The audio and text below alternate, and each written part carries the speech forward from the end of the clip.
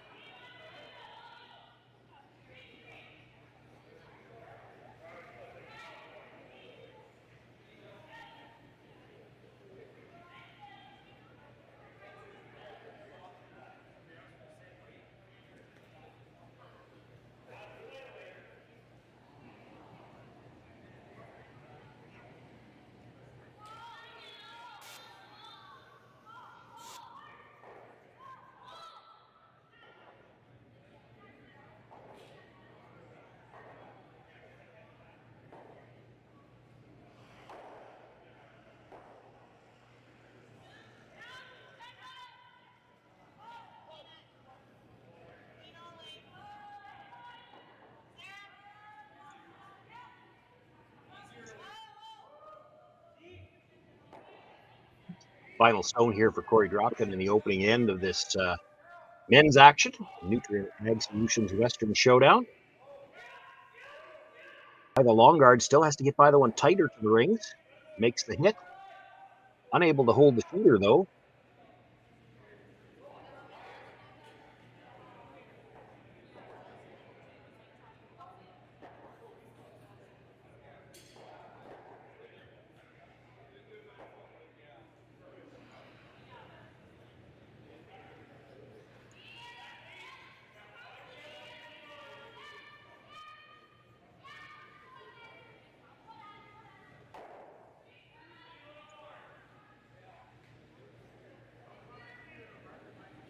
Catlin Schneider here with his final stone in this opening end to play with last rock. Facing one Dropkin stone at the back of the 12-foot.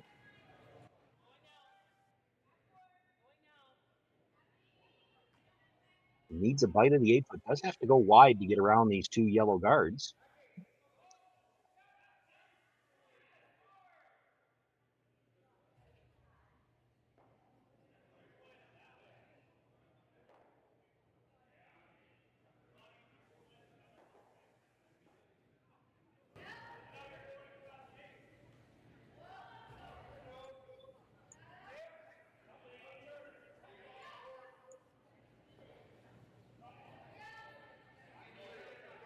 Quick discussion with the front end and then delivers the stone. See them pick up the brush fairly early. See those guards come into view here. He's got room by the guards. Just needs a bite of the 8-foot to pick up his single point.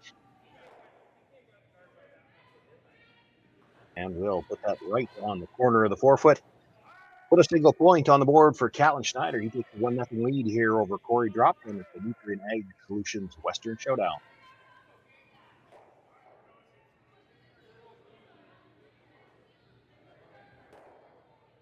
Light up your love for curling with our customizable neon LED lights from Letterlands. Choose your new neon mixed doubles partner or make a statement with a neon curling rock in your window. Also actual Letterlands. Use discount code WHOA for 15% off. Only at Letterlands.com. We asked Saskatchewan what they know about 5G. More speed, more innovation. It's gonna make our lives a whole heck of a lot easier. This is what 5G looks like. Better, faster. Sounds like one more G. Sounds pretty good. I don't know what it means. All you really need to know is the future of 5G is here and will continue improving through investments in network technology. Swift Current is great because everybody that we do business with, we know on some sort of personal level. What I love about Swift Current is the vibrant arts and culture community. I really like Swift Current. We are not a big city, but the size of the city is really good and we have everything. Swift Current is a great sports town, great teams and great fans.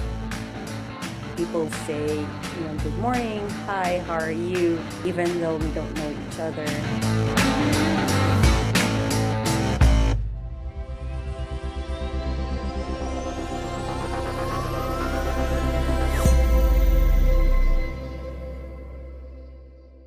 So with the impact to my business and income, will this delay my retirement? I know you're worried, Marshall, but based on the original plan we came up with, you're only about 6 months behind. I thought it would be years, not months. You should feel good. Remember, you've got a plan. Thanks. With change comes questions. See the impact of your money decisions before you make them with RBC Wealth Plan.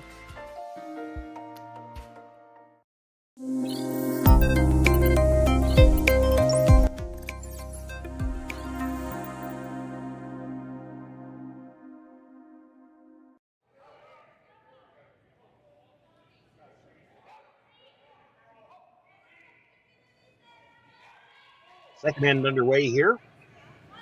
Men's action this morning from the Nutrien Ag Solutions Western Showdown. My name's Sean Joyce. Good to hear from Swift Current on the Saskatchewan Curling Stadium. You had a chance to be with us last night. Had a room and play. It's the men on this morning. Both events on at the same time here, and we will have all the action for you on the Saskatchewan Curling Stadium. Full days starting today. right through till the end of Sunday's time in both the men's and women's event.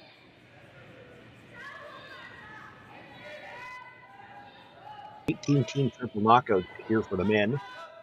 We're watching the game between Korey Dropkin and Catlin Schneider. Schneider with a nice draw with his final stone in the first end to pick up the single point. Dropkin here with last rock as we play in the second, and both teams seem a little bit willing to mix it up early. We see the two guards, two draw attempts. First, just a little deep, it's in behind the tee line, and that one, trying to sit on the face of it, taps and rolls into the open.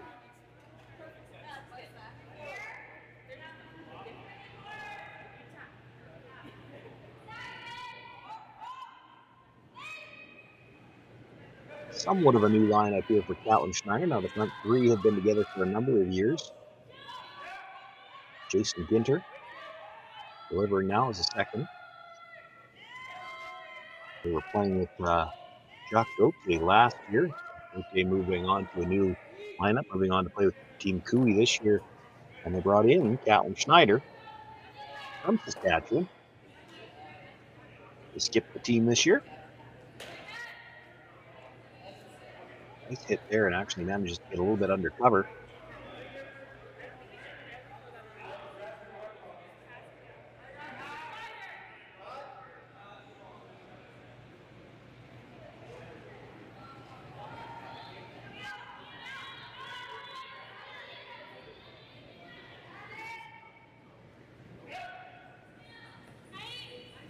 So Mark Benner being asked to try the double peel here.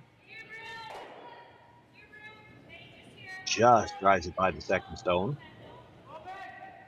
Shooter will roll over to the edge, still hanging on to cover a piece of the 12 feet.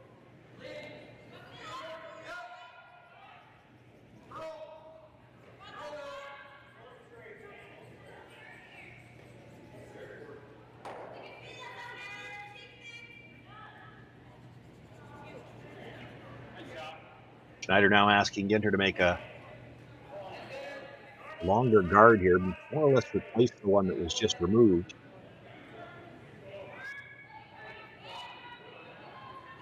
Nothing out of the brushers yet, and that hand up is usually the universal signal for this might be a little tighter than we'd like.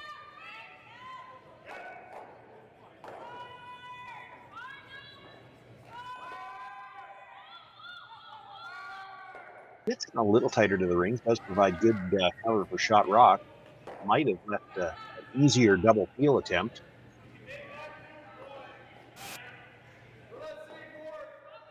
It's the first indication they were looking for the double peel. Now I think if the call was coming from the other end, could we just play the run back double?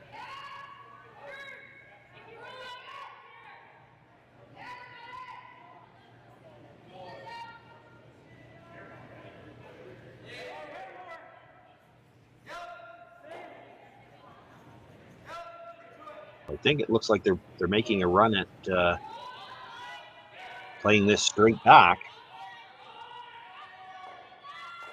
Makes the hit, catches the stone at the top of the 4 foot, does clip the one out of the side, removes the two red stones that were in the 4 foot. The raised stone stays for shot rock, is exposed. And now the two center guards both belong to the Dropkin team. Dangerous stones for Catlin Schneider. Not that he can do much about them right now. He's going to worry about protecting shot rock. Looks like they're going to try the Christmas tree shot, where you just try to get half around the guard and half protect your stone in the rings at the same time.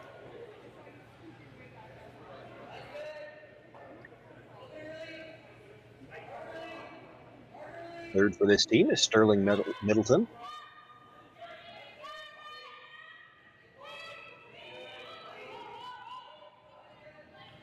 Just really just cleaning. The weight's close.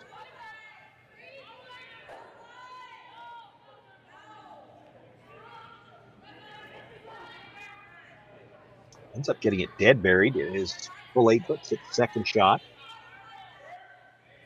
Shot rock exposed, but you make the hit on it and roll in behind cover, you really shrunk your rings.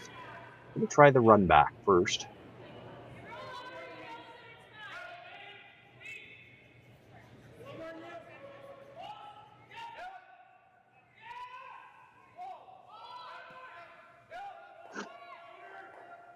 Makes the run actually over curl just a little bit, but gets fortunate in that he puts both red stones.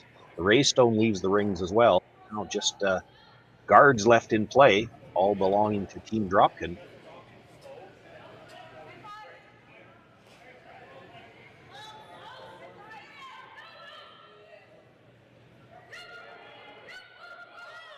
With those two yellow guards being so close together, I think Catlin Schneider fearing that if it does try to come around, you make it too good, you're going to leave the double run back that could leave them guarded. So he's going to make a play on those guards. He could be headed for a blank end here.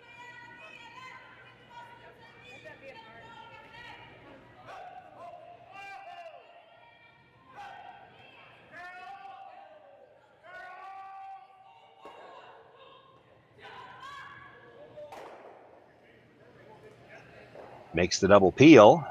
Shoot will roll across, but stays in place. So a couple of corners on that left side as we look right from the overhead.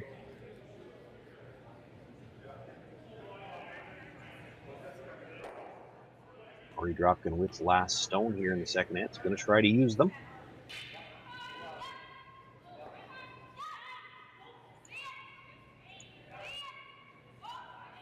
Andrew Stapera, I apologize if I've not pronounced that wrong. The third here for the Dropkin team, looking to make that come around.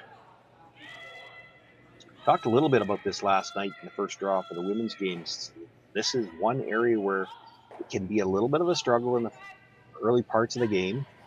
This is still just the first game for both of these teams. So much of the pregame practice is geared towards that draw to the button that we have to play draw to the corner early in the game, early in the event. You probably haven't seen that thrown very much, and you may not know the ice yet. It's a good example of it there. They end up in the back 12, and it's fully open still. It's the same problem now, though, for Catlin Schneider. He's looking to throw enough weight to move that stone through the rings, and he really doesn't know how much this is going to curl either.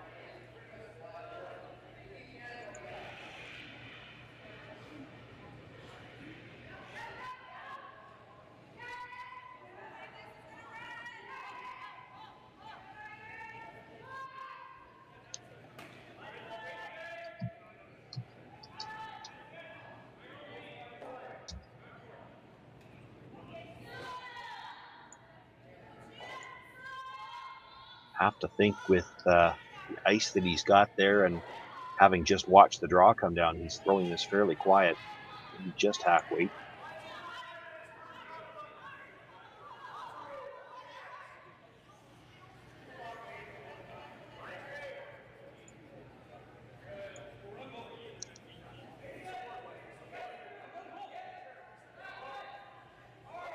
Inside brusher down right away.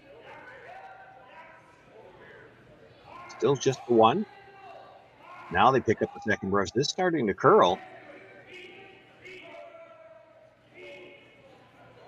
Boy, really moving hard at the end on. Makes contact with the yellow, does push it just through the rings, but his shooter will roll out as well, and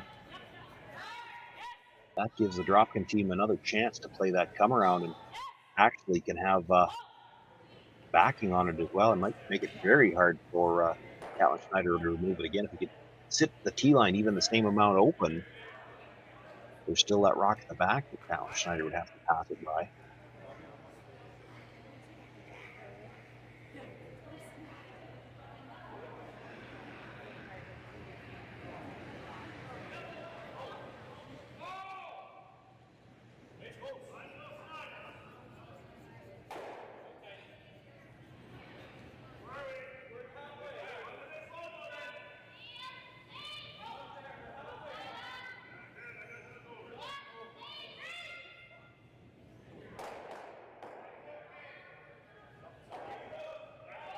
Brushes are down right away, but really just cleaning off and on, waiting for the line.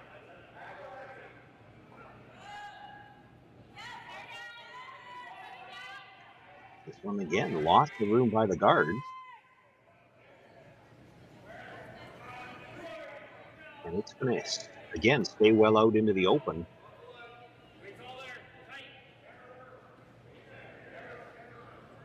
Catlin Schneider with his first stone was just through weight. Probably got more finish than either of the Dropkin draw attempts.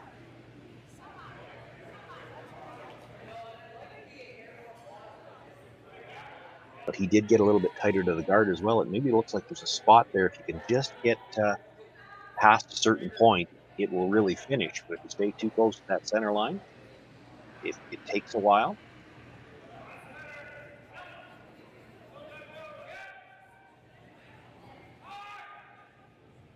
That can always make things interesting for the throwers as well. Or even the line callers. It becomes such a critical line call. So you don't want to sweep it before it crosses that point where it's going to finish for you.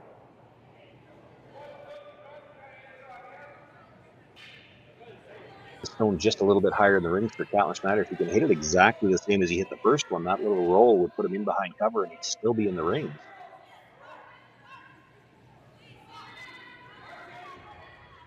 They started the sweep from the offside, looking for a little extra curl now. Gets to the nose, maybe a couple of inches roll to the inside, but he's still exposed.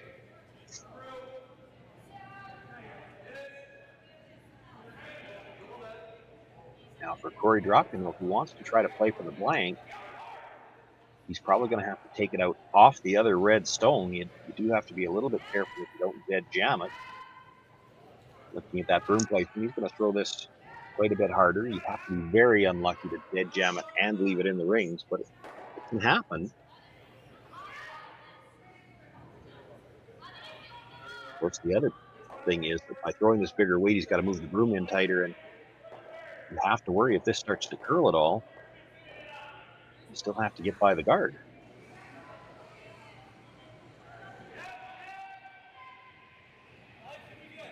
The final stone here in the second end. Korey Dropkin looking for the blank.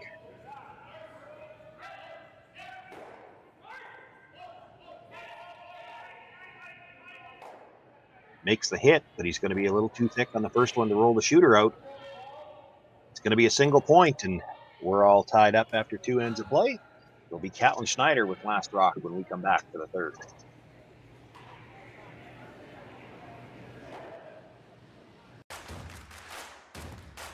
Imagine being able to stream every curling game from every sheet from any event, be it your Wednesday league game, bonspiel, or corporate event.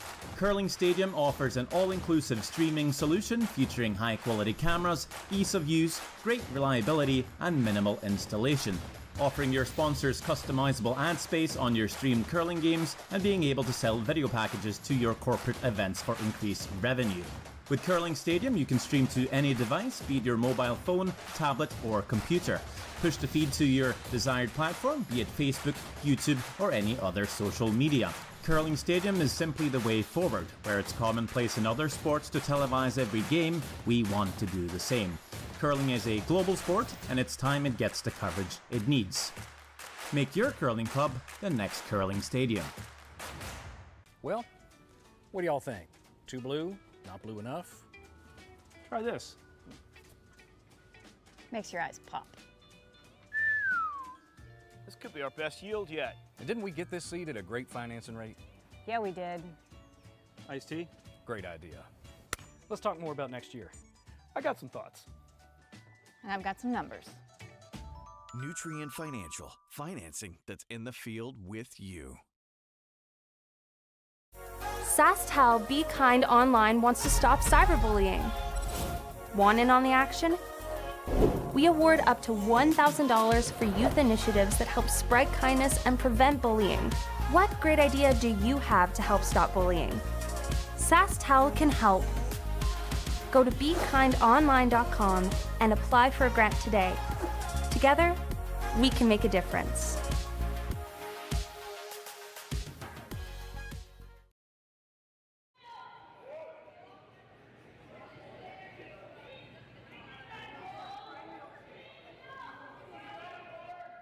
Two teams this morning playing at a brisk pace, already underway here in the third end. Had the center guard thrown with the first. Cameron just saw that come to rest. That's the stone sitting at the top of the 8-foot. Along with Catlin Schneider, and now Andrew Scapera, who actually skips the team. goes the third stone, asking lead Thomas Howell to make the come around both of those stones, the longer guard as well as that red stone in the 12-foot. Rushers were on this early and not going to be able to get it around. Ends up cornered onto that red stone a little bit. That's still a pretty good position for them.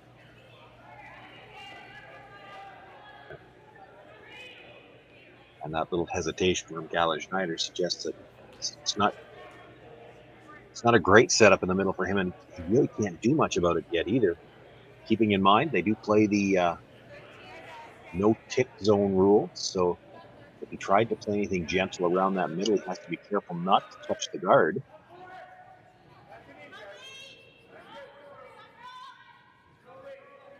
Really looking at the two options, the one that they're going to go with, the draw to the corner. He also looked at maybe trying to move the red stone a little bit, just because he doesn't like that angle yellow-red so close together. It's a good setup for the Dropkin team. For now, they're going to draw to the open corner, try to sit two. Alex Horvath, the lead.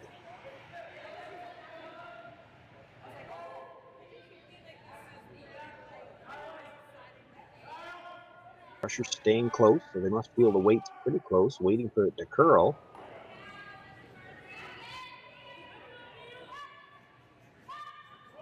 Tap the ice at the side of the 8-foot, and that's exactly where he puts it. Schneider sitting two for the time being.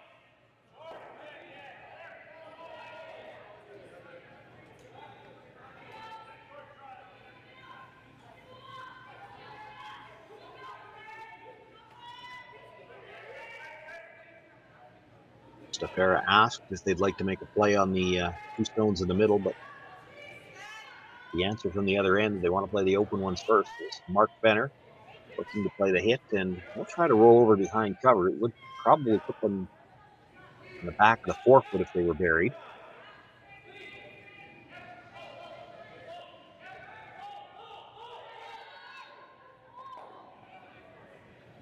The hit does come across, is dead buried, and actually rolls just through the 4-foot. Full back 8, he is shot rock.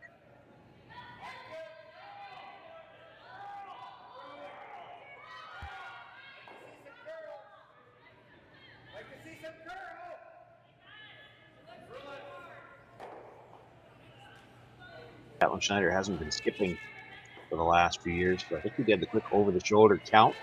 Said, I see 5 rocks, that means we can peel.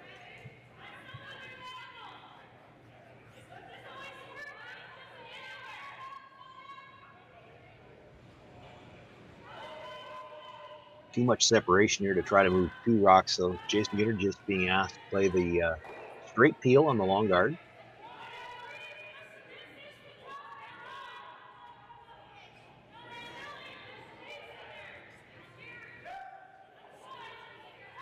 Now decision time for the Dropkin team. Not really in a great steal situation here.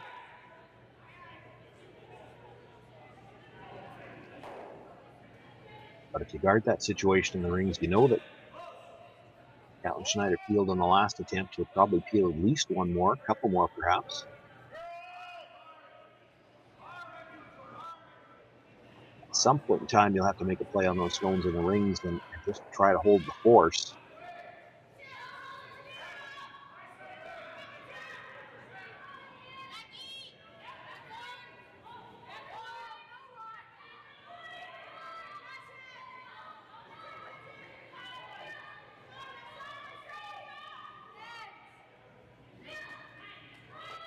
Looking to replace the guard. This one's going to come a little bit tighter. Does protect that stone with the top 12.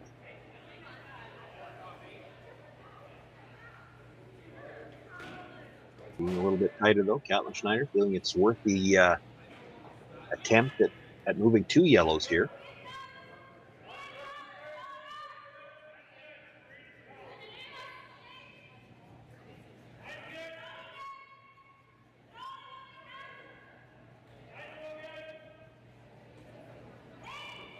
Jason Ginter looking to drive this guard just across the face of the stone at the top 12, but try to remove just the 2 yellows. He'd like to leave the red in the rings behind it.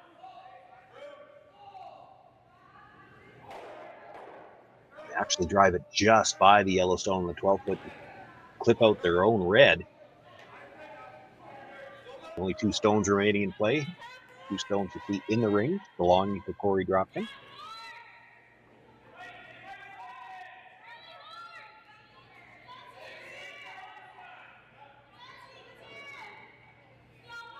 First indication was the guard, and I think you saw Korey indicate what the only worry, the only hesitation they've got here in throwing the guard is they're worried that Catlin Schneider might elect to play the come around.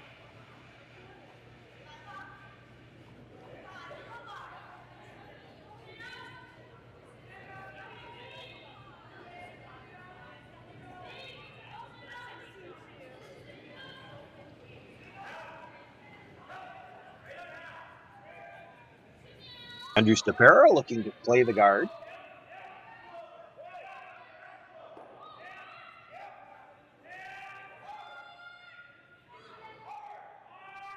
This one's getting a little close to that center line early. He might overcurl here. Ends up splitting center. Does protect most of the stone in the 12-foot. That's important. Had he left that stone in the 12-foot open, there would have been room for a double. As it is, Catlin Schneider going to make another play on the guard. And for Sterling Middleton, a chance if he could drive it across the face the other direction this time. Might be able to get all 3 yellows moving. We're on the brush early. Going to drive it straight back. Will double out 2 yellows. Leaves his red stone as a center guard.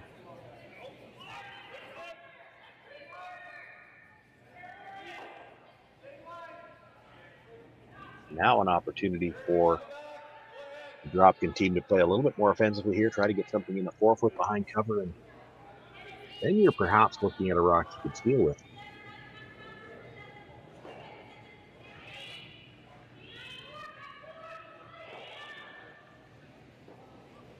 Brush is down early, but really just cleaning.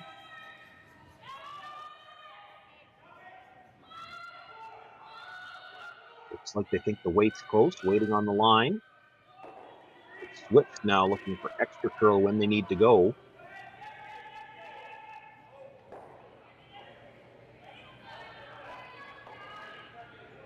Brings it into the top of the button. Does look to be maybe about a third exposed. Guard does belong to the Schneider team, so they're electing to run it back.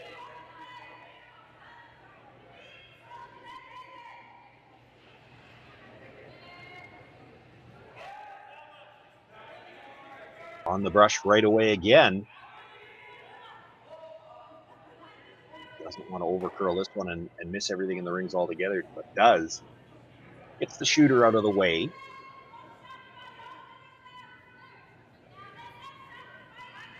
Now Korey Dropkin with his first stone, a chance to protect that stone top of the button with one of his own.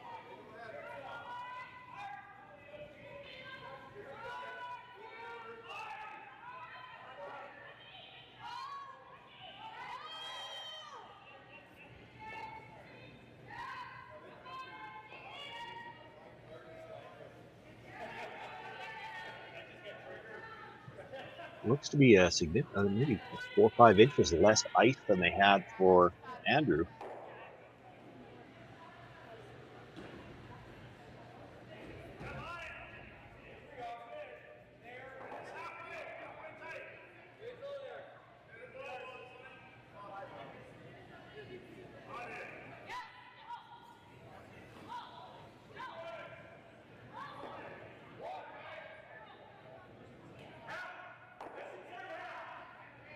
Once again, both rushes down right away, but this is not really a firm sweep yet.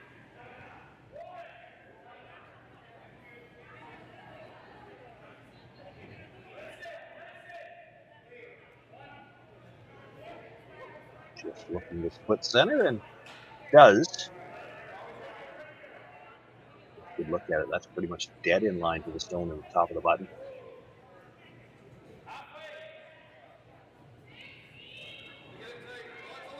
For Catlin Schneider, no choice but to try to run it back. He'd like to get at least 2 yellows moving here. Again, there's the opportunity. He could get all 3.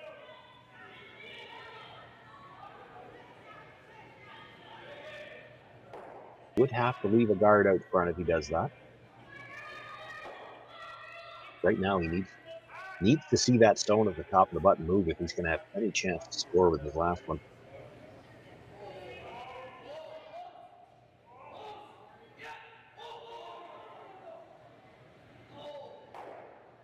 Needs to come up just a little bit more. He'll drive it by the stone in the rings.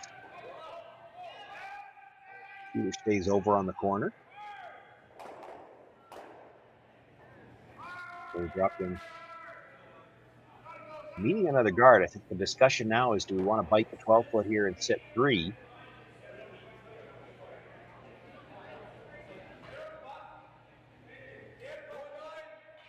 There are times when you probably wouldn't mind bringing this into sit 3. Right now, I would say this is one of those times when you do not want to be in the rings.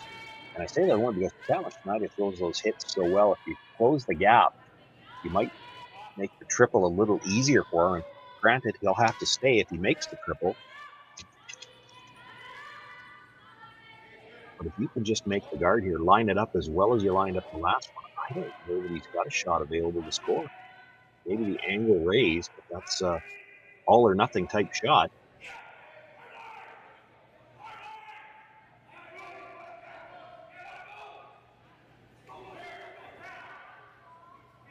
A little bit more effort on the brush on this one.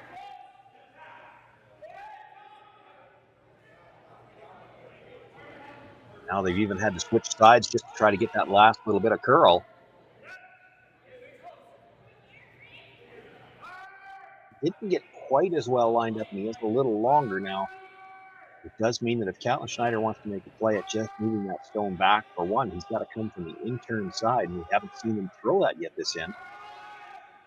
All the play has come around the other side, the out-turn. That's what Catlin indicating now.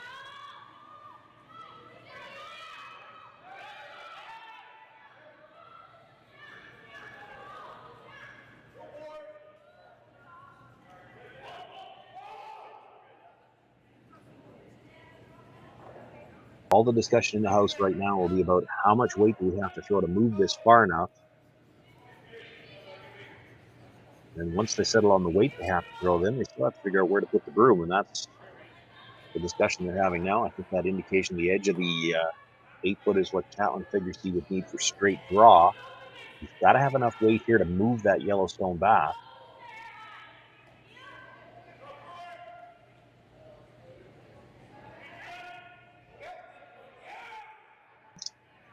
These are tough shots anytime, but especially early in an event where you probably haven't had a lot of chance yet to see how these rocks react. You know, it's one thing to draw to the button.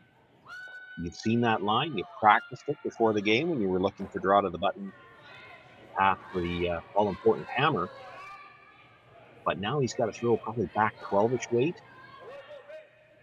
You know it's going to run a little bit differently.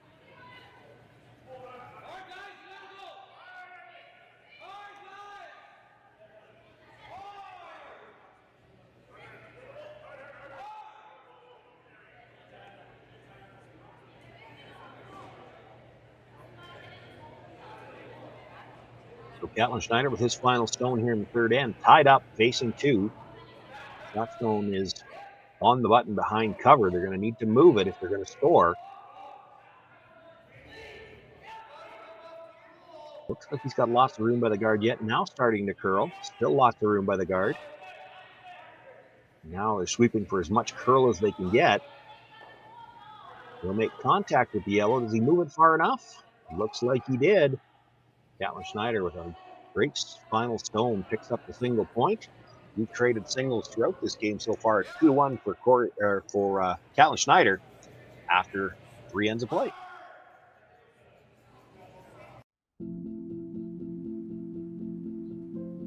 I've been farming on my own right for 40 years now, I think. It's a very wholesome enterprise. You have very, very busy periods when you have to go hard. So many of our windows are so tight that you just can't afford to miss a couple days of seeding.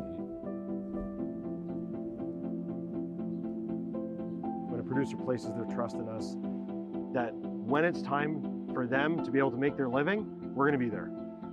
that's a tremendous responsibility that is not a one-day-a-year thing, right? In order to actually deliver on that, you have to build your processes and you have to build your team and you have to have a mindset of operational excellence, because there's a lot of things that can go wrong. And it's our job to make sure that they don't go wrong. Or if they do go wrong, that we can fix it before it affects our customer.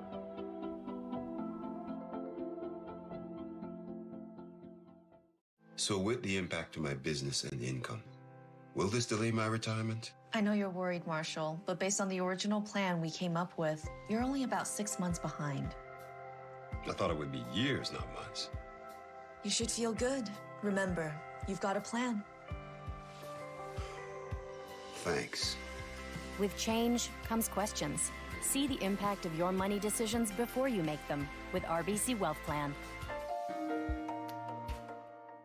Light up your love for curling with our customizable neon LED lights from Letterlands. Choose your new neon mixed doubles partner or make a statement with a neon curling rock in your window. Also actual Letterlands. Use discount code WHOA for 15% off. Only at Letterlands.com.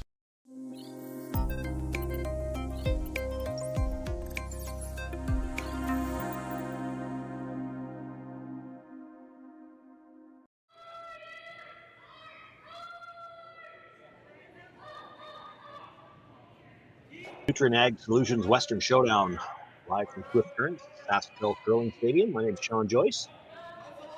Korey Dropkin, Catlin Schneider playing at a brisk pace here this morning. Somebody's got to tell the leads if they want to be famous. They've got to wait till the commercials are over.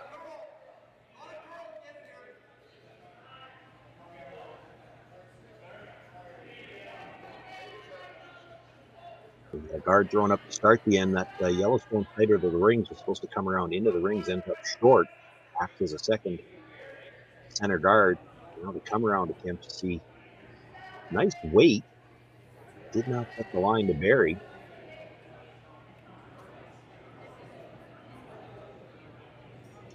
Thomas Howell being asked to make a play on that shot stone. They do have to be a little bit careful. Pardon me, actually, we're already into... No, this is Thomas.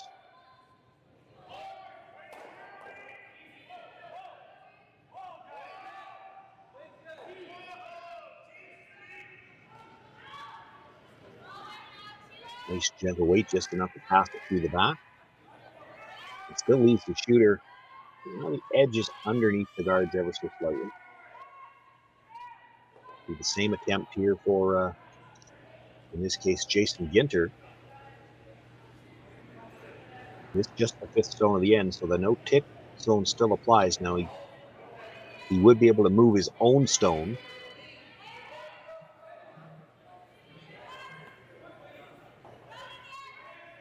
Not that they want to be close to either, but that always affects the way you throw these when you have a situation where you can't afford to move the guard. You maybe take a little bit more ice, or in this case, Jason maybe pointed it back or threw a little more weight. Certainly was more weight than what Thomas Howell had.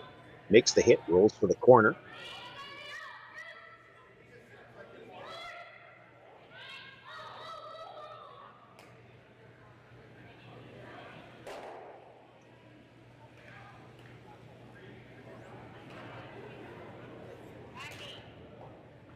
Mark Benner being asked to make the play on shot rock for the Dropkin team with the last rock here in the fourth end of play. They'd probably be happy to hit on the nose now and leave the play well away from those guards.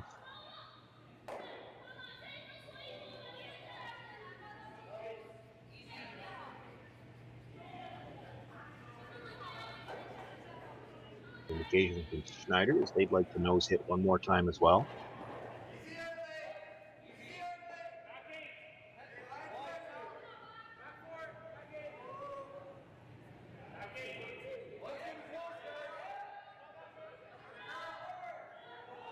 Need about a 5-foot roll to get in behind cover. So for Catlin Schneider, they're thinking here, you make the nose hit. You expect that Korey Dropkin's team will make a play on it. They have to be careful not to roll out of the rings. If they roll in about 1.5 to 2 feet, you would have an easier roll on your next one. They're indicating that they're going to try to make the big roll all the way in behind cover. high enough in the rings now that if he makes the roll, he should still be well in front of the tee line.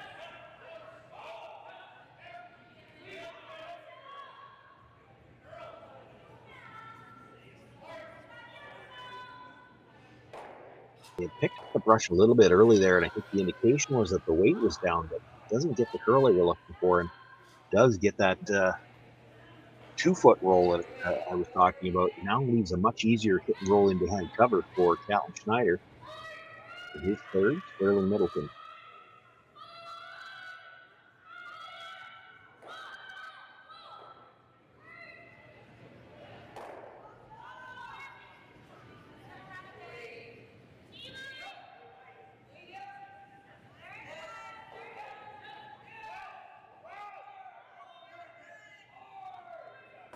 And on the brush all the way down.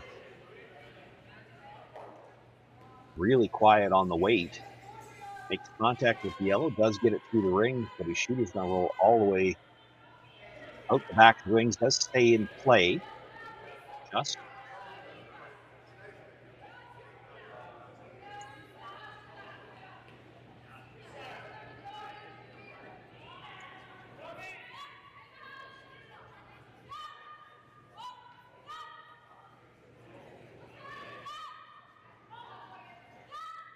So an opportunity now for the Dropkin team to try to use those two guards.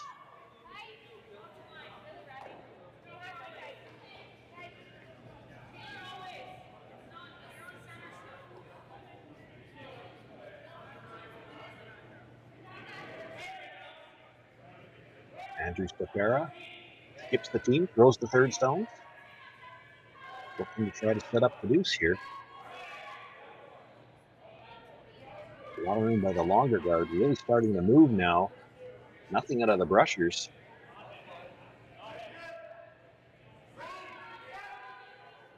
There you can see they just couldn't dare sweep it to finish because it's already 2/3 to the back of the tee line. Just room for Sterling Middleton to come down, sit right on top of it, and wouldn't have to nudge it very far to hit shot rock. I don't think he can get shot rock without nudging it.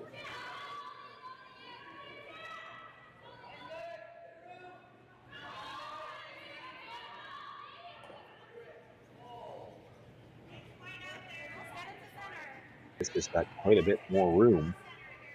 And this brusher standing straight up, usually an indication this might be a little strong as well.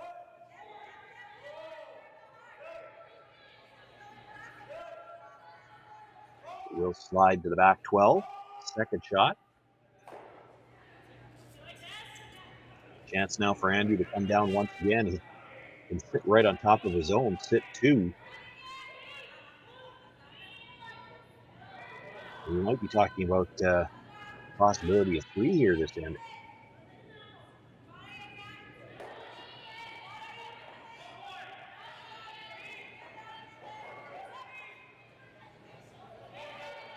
Like to sit right on top of his own, or even about 6 inches higher than his own, right in line with it. Again, a lot of room by the guards. This one's got better weight though, so they can pick up the brush, try to get it to finish that last little bit. Gets it to the 8 foot. It does sit second shot. It had to wait so long for it to start to curl. Schneider trying to decide, does he have enough of that stone to be able to make a double over the top on the 2 yellows?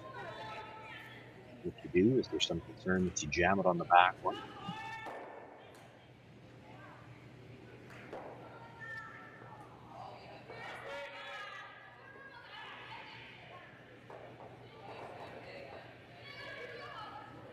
That's definitely what Catlin Schneider's looking at. The question is, can he see enough of that yellow stone that was just delivered?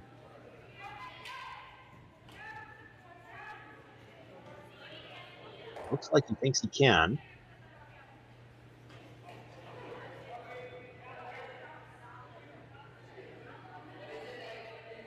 Tight ice here. You know he's going to throw some big weight because there is the risk of jamming it on that red stone at the back. The more weight you've got, the better the chance that even if you jam that it probably still spins out. You'd have to be really unfortunate to dead jam it and leave it in the rings.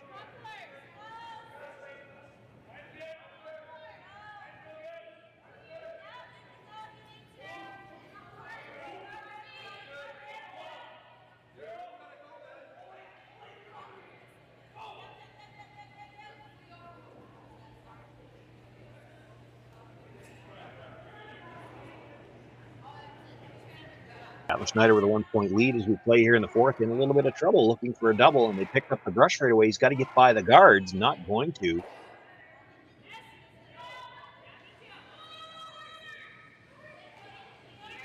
The thing there was he couldn't see much more of that stone than what he needed to hit, so he had to tight ice it. Ends up clipping the guard.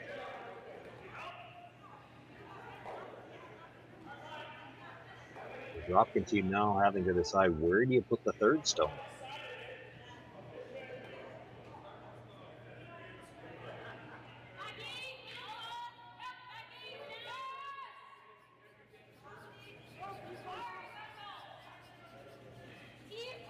Looking at coming around to the back 8-foot initially, but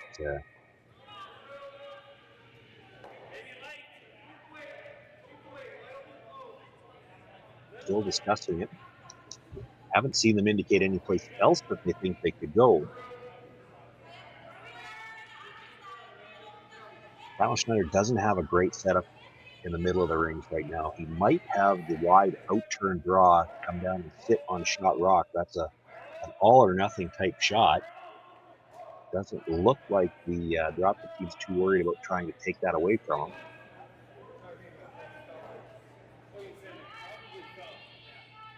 Catlin Schneider looks like he's snuck over there to take a look at that draw.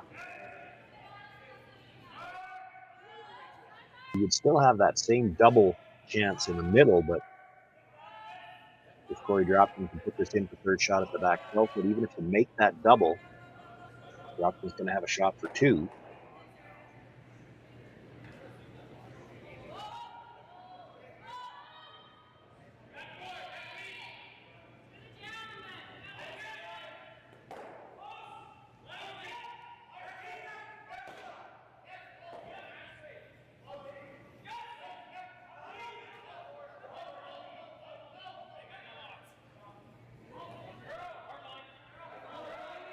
Rushers had to wait on the line. This is coming a little bit deep and rubs off that red stone. Does not fit third. It is fourth shot. Catlin Schneider still looking at the double. I don't think you can now. There's absolutely no way you're passing that yellow stone in the button past both of the stones at the back.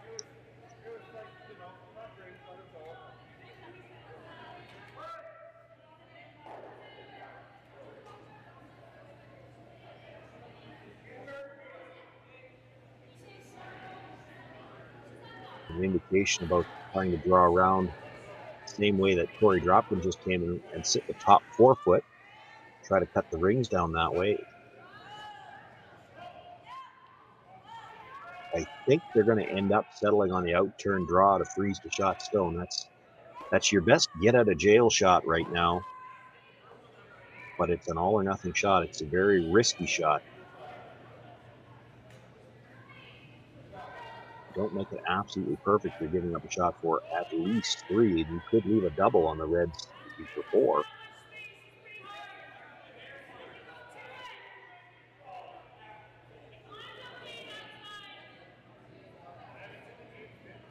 Catlin Schneider would really love to eliminate some yellows, but no easy way to do it.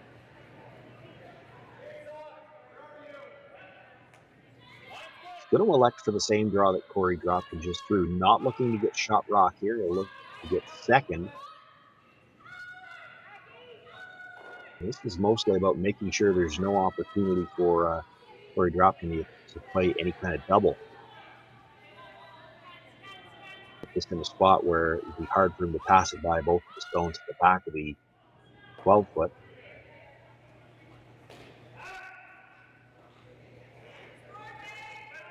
Still, it's going to be very hard to put this draw in a spot where Korey Dropkin's not going to have a shot at 3.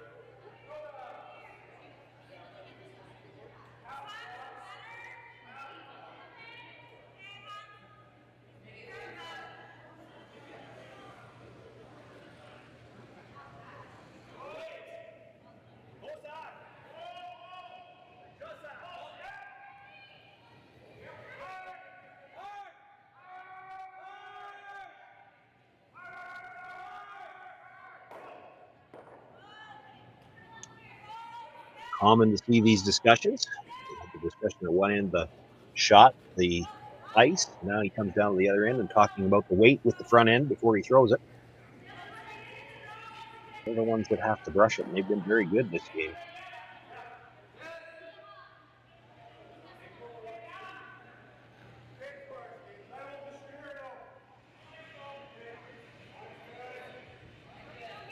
Big shot here for Catlin Schneider. His final stone in the 4th end. Has the 1-point lead, but facing 2 right now and dropping this last rock. Crusher's waiting on this to start curling. Looking for back 4-foot here. He's around that stone at the top of the 8. Does come to rest. Full back 4, just behind the button. Oh, what has Korey Dropkin got? Does he have enough room? Certainly enough room to draw in front of it for 2.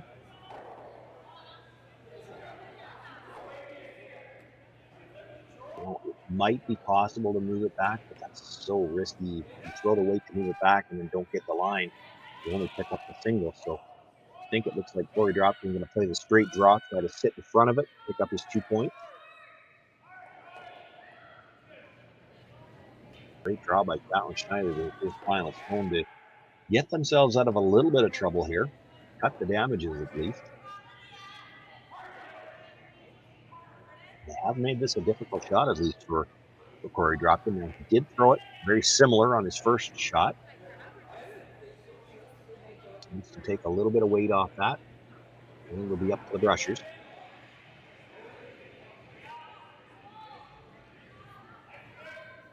He picked it up right away.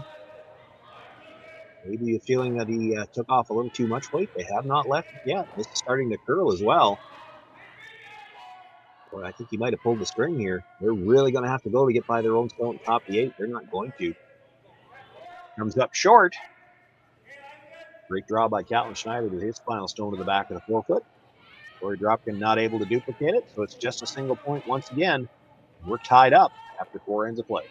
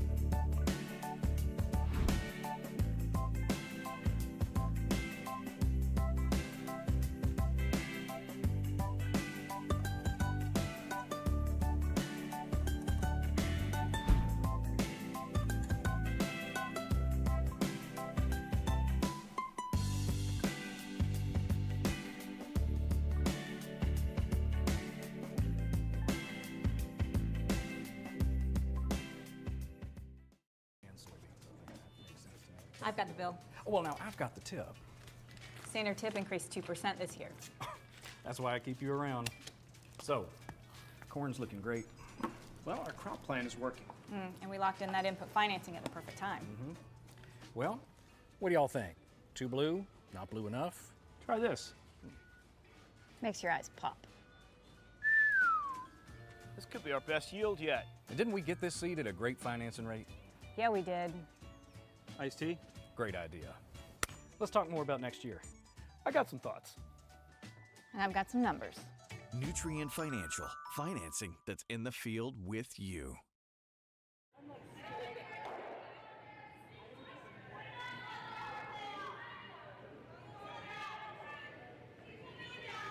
Fifth end underway here. The center guard thrown on the first one, and then Catlin Schneider, this time the fifth end with last rock, electing to play towards the corner.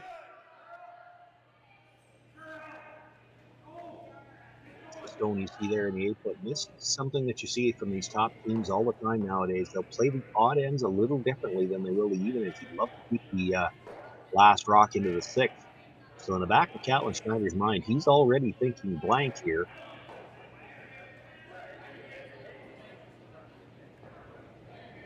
Andrew Stapera ignoring that stone at the edge of the 8-foot. He is thinking he wants to see a point go on the board here, one way or the other.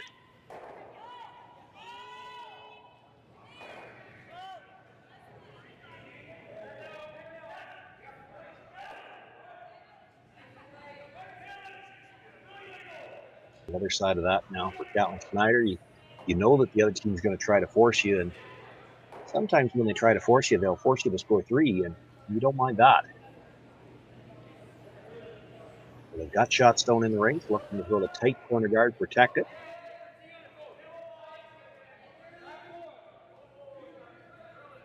Alex Horvath made the draw on his first, looking to cover it now with his second.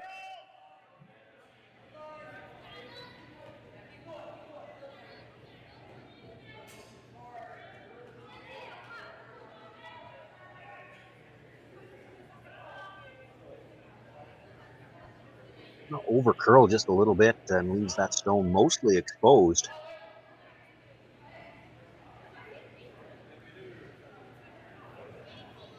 Chance for Mark Fenner to make a play on shot stone and try to roll behind the 2 center guards.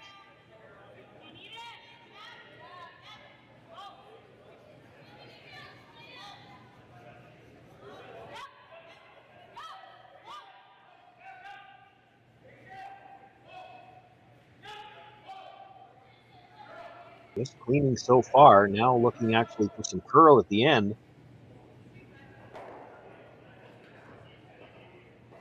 Makes contact with the shot stone. The shooter's going to roll past the guards into the back 8-foot to the other side. Saw the indication there from Catlin Schneider with the play to hit on that stone. His first thought was to make a hit on that stone, but it is behind the T-line, and the 2 guards are probably a little bit more dangerous. So looking for the double peel.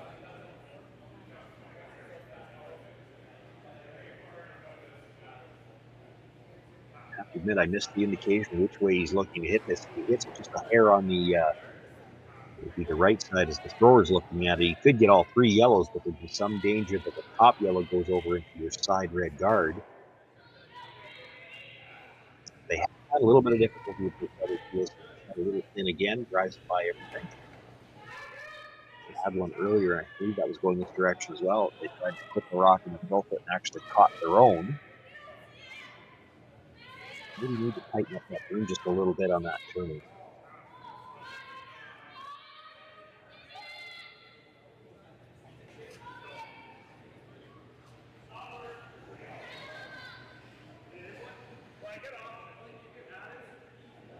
Mark Fenner tried to get behind that card with a hit and roll on his first one. Now an opportunity to draw.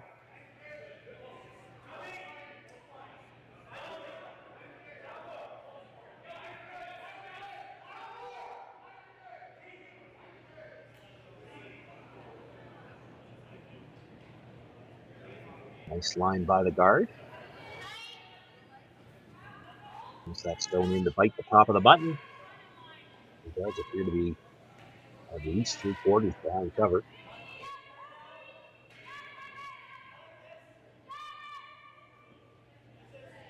Apple looking to run back again. Love to make 2 go away here. There again is the outside chance of getting all 3 of them moving. A little tougher on this one. They're not lined up that well, but it is there. It's one, catches the second, does move the third one, but leaves one yellow stone. Back of the apron, it is open, and no guards left on the center line now.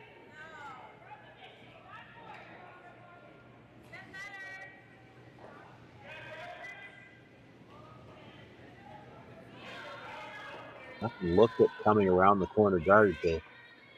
The danger there, and that's the hesitation, is you're a little bit worried with that guard being so tight. If you make it good, you force Catlin Schneider to play the run back. If he absolutely stuffs it, you're looking at giving up 2 here. Right now, he's thinking force. So they're going to go around the wider of the 2 guards, one on the right as we look at Korey, left on the overhead. It's also probably the tougher, if you dead bury it, probably the tougher one to raise back and get shot rock behind cover.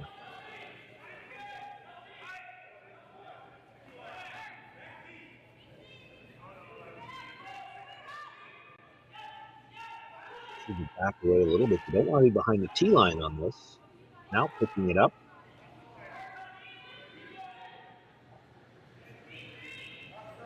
Got fooled on something there. It doesn't look like it was heavy. They didn't seem like they wanted to sweep. Might have been worried that it was going to be deep. Rubs the guard, stays out in the open now.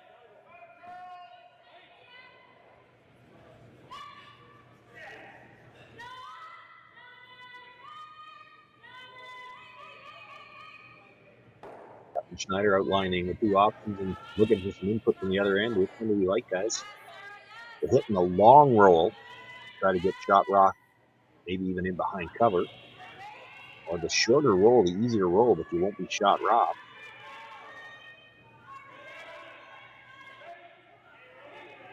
An opt for the long roll. Couple of options here. Couple of good options. You could roll right in behind cover. Even if you stop short of that, you might be in front of that yellow stone at the back of the apron. Makes it a little bit more difficult for Dropkin to pass it through.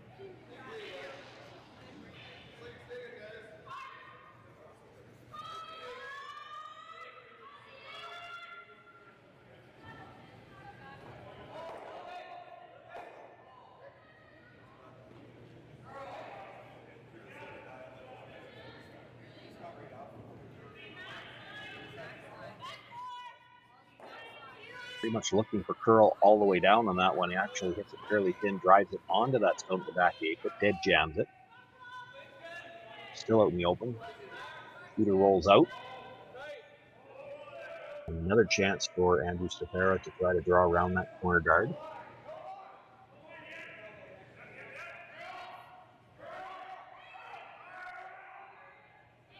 Doesn't necessarily have to be dead buried here. You settle for half a round. Has to be in front of the tee line.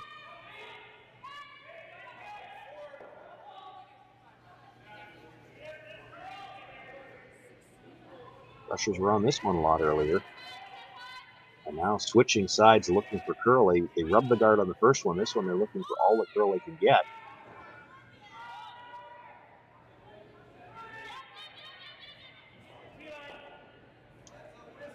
Brings it into the full 12-foot. Still fully exposed, though.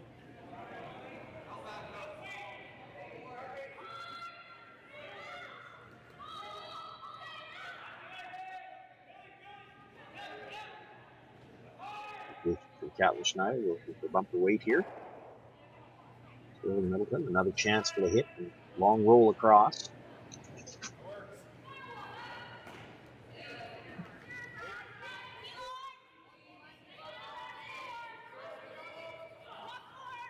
Cooper curled on his first one. A little more weight here on the second one. Takes the hit. Brings the shooter all the way across and gets a sliver into the guard. Maybe a bit of a bad break there for Sterling as he spins back into the open at the very end. It is shot rock.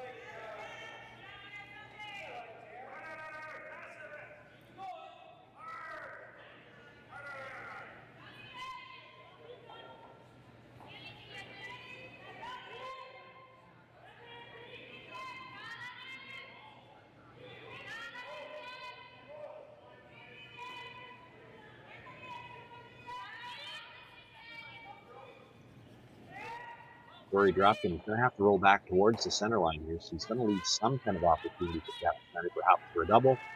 If he rolls too far, he might leave a draw.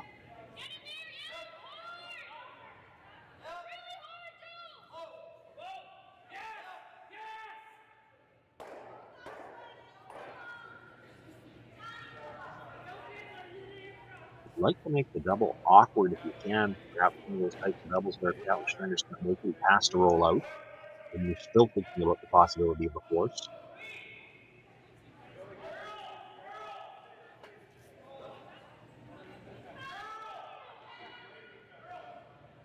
Halfway down, switching the sweep, looking for some curly, has to hold the shooter. The hip, that nice quiet weight does roll to the back of the 8-foot. It would be a really thin double. Then rock where if you go for the double, get half on the first one, you roll across the top of the rings. Schneider not wanting to risk getting forced like that. His first indication was to just hit and roll in front of the yellow stone at the back of the 8-foot. There wouldn't be a ton of separation. It would be hard for Korey Dropkin to get it out without losing his shooter, and then you've got the chance for flying.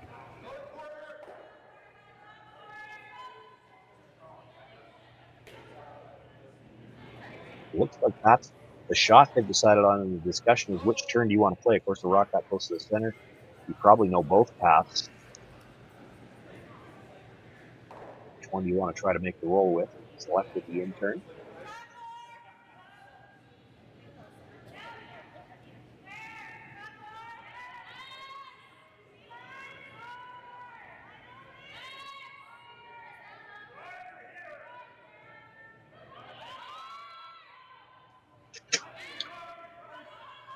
So just looking to make the hit on shot stone here, roll over in front of what is currently second shot at the back of the 8-foot. You roll past it, you could get in behind cover, but you'd be second shot.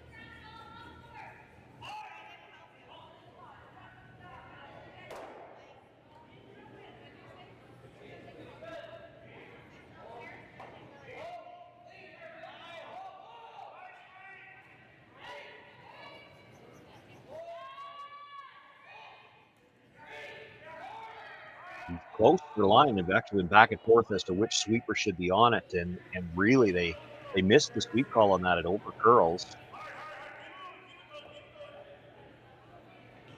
It's first year together for this team, so first year for Catlin and Sterling calling line at the same time together, and a little indecisive there on whether they needed to sweep that or not.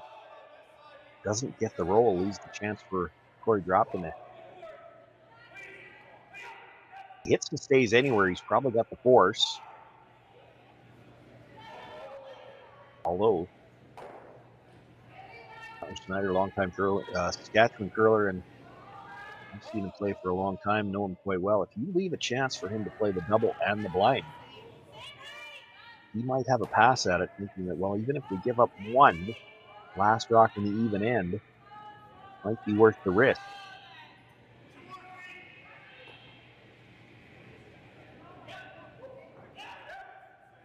So you probably want to roll this a little bit towards the broom side.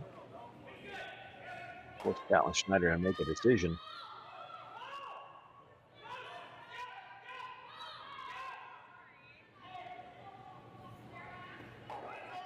It played like they wanted to hit that on the nose all the way. I'm not so sure that doesn't give Catlin the chance to play the double in the roll. Roll out. Quick look at the scoreboard by Catlin. He might have to hit the first one a little too thick to make the rollout if he makes the double. Throws the big weight so well, though.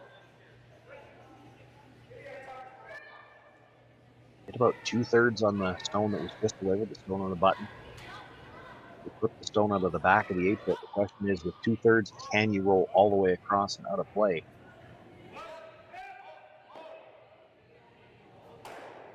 He's going to give it a go. That's not the ice for let's just hit it on the nose and take our one.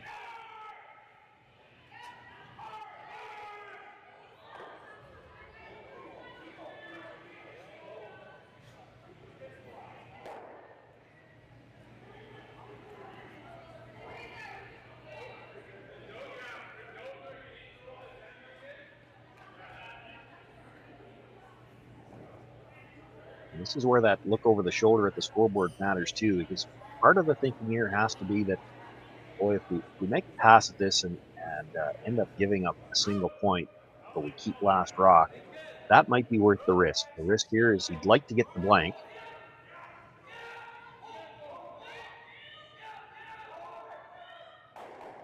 Makes the hit, catches the second stone. Now, will the shooter get all the way across and out of the rings? And it does. Catlin Schneider, nice double with his final stone. Gets the first blank of the game here in the fifth end. He'll keep last rock into the sixth, tied up 2-all. Light up your love for curling with our customizable neon LED lights from Letterlands. Choose your new neon mixed doubles partner or make a statement with a neon curling rock in your window. Also actual Letterlands. Use discount code WHOA for 15% off. Only at Letterlands.com. We asked Saskatchewan what they know about 5G. More speed? More innovation? It's gonna make our lives a whole heck of a lot easier. This is what 5G looks like. Better, faster. Sounds like one more G. Sounds pretty good. I don't know what it means. All you really need to know is the future of 5G is here and will continue improving through investments in network technology. Swift Current is great because everybody that we do business with, we know on some sort of personal level. What I love about Swift Current is the vibrant arts and culture community. I really like Swift Current. We are not a big city, but the size of the city is really good and we have everything. Swift Current is a great sports town, great teams and great fans. People say, good morning, hi, how are you, even though we don't know each other.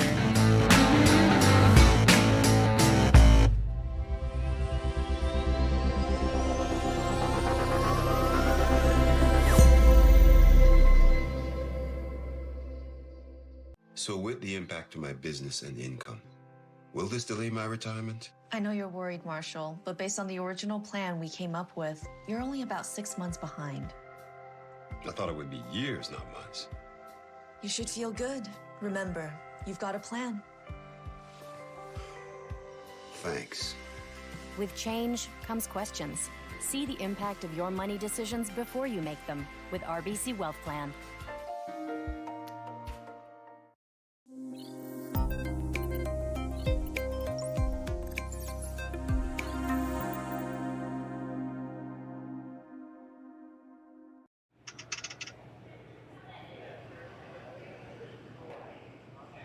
All tied up as we begin play here in the sixth end. Catlin Schneider with a nice double and his final stone in 5. Retains last rock.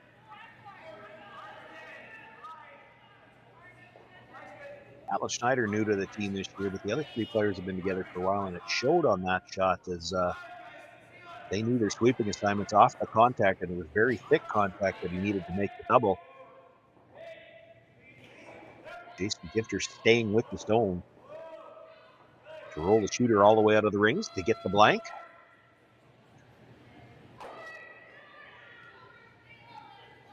So tough for a brusher when they have to come down on a shot like that and switch directions to sweep a roll.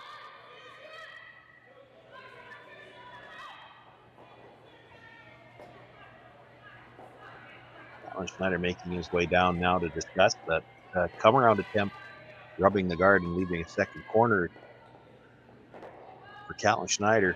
The concern here, I think, would have to be that redstone is in a position where Korey Dropkin could play the hit and roll in behind cover.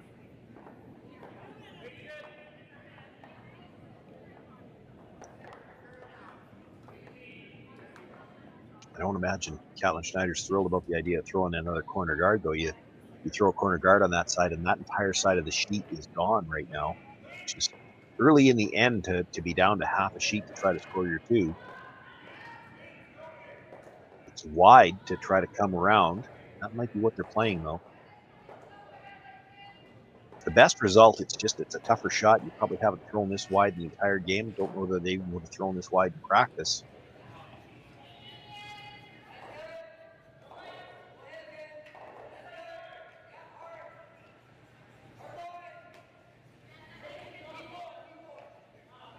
We're on the brush early.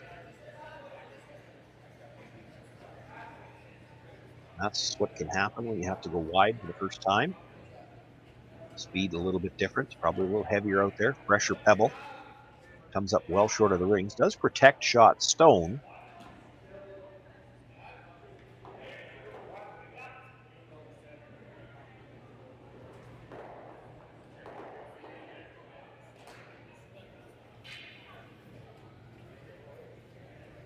See enough of it to get at it. I'm not sure that they can get the roll behind cover now. It just depends on how much finish there is here.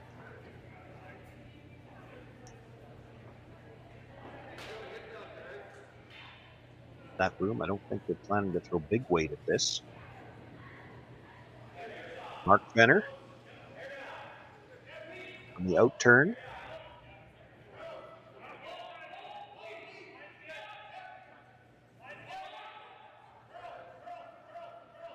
By the front one now. They're going to get caught kind of the same way. This is having to go still pretty wide to make a play on that stone. Probably just a little bit heavier out there yet. Not enough weight to pass it through the back, but he actually did get to the inside and is now dead buried.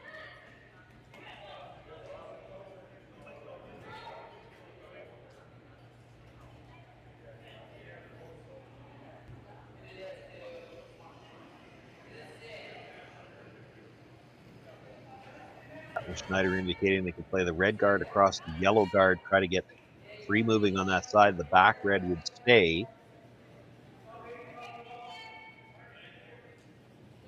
You don't love peeling corner guards when you got last rock, but that's the problem with having thrown that last one, is that side of the sheet is completely gone now.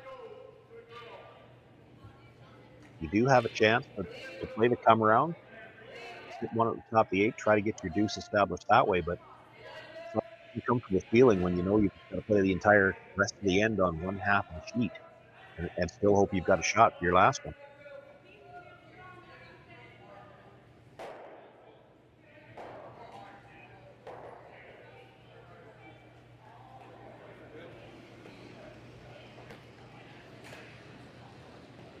Ends up over curling the center guard. And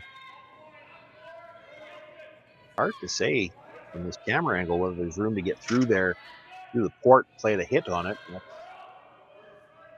not something Andrew Stapera looking at right now. He'd like to come down, freeze right to the face of that, shrink the rings. This might be coming from the other end that we think we can make the port.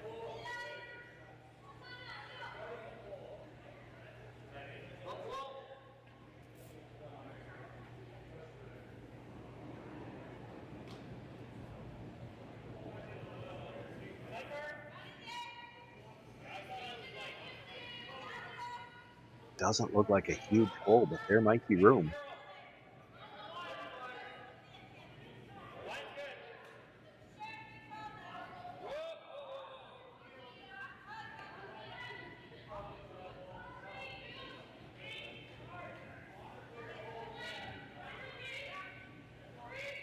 Danger in playing the port for the Dropkin team is if you ever clip that center guard, now you flip the situation. Right now, Catlin Schneider not happy with the fact he's got to play the whole game on one half of the sheet. But if you remove that corner, that center guard, all he's got is wide corners, and the middle will be open.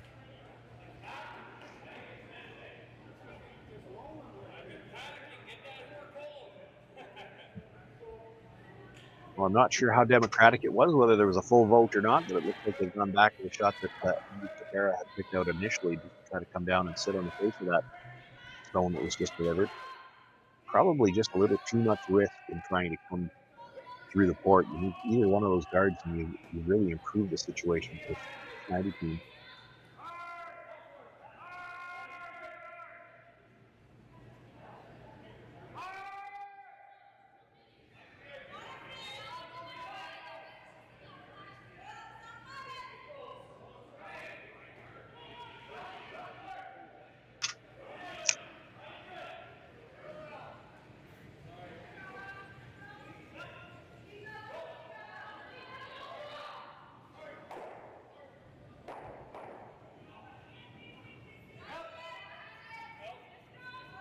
There comes down, sits full 8 foot, just a little shy of the 4 foot, but it's see it there. That one's dead buried.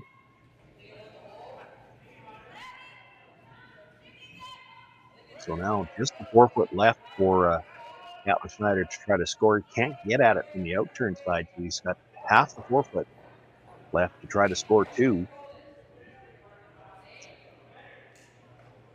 And we're still only on final of the second stones. He has to be careful not to leave a double.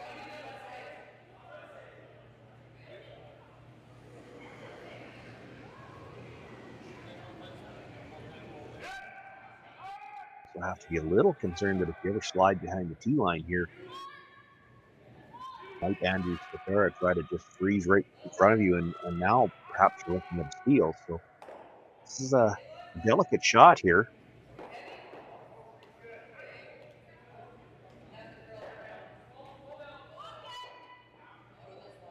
A lot of room by the guard.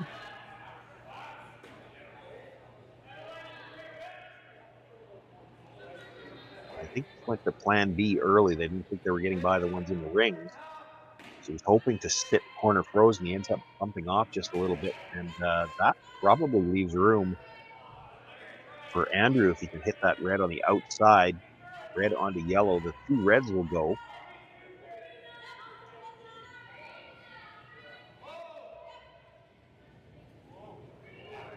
Probably lose your shooter to make that. That yellow at the top of the 4 foot, even though you're going to make fairly thin contact with it, it's angled so well, I don't think it's going anywhere at all.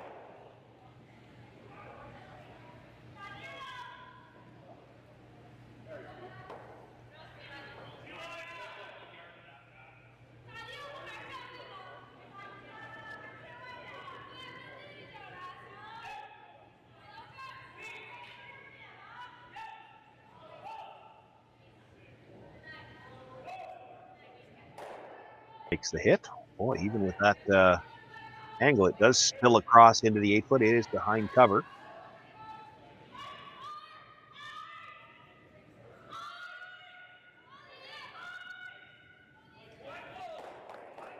Dropkin sitting 2, but when it does spill over like that, it does give room for Sterling Middleton to try to come back to the top of the 4 foot behind cover again.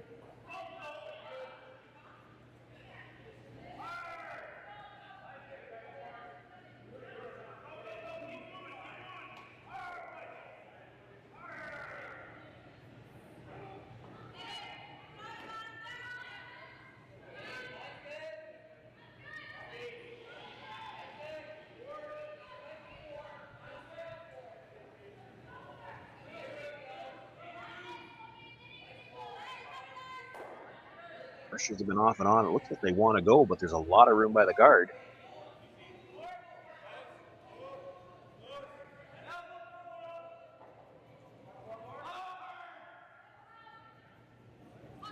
They waited as long as they could.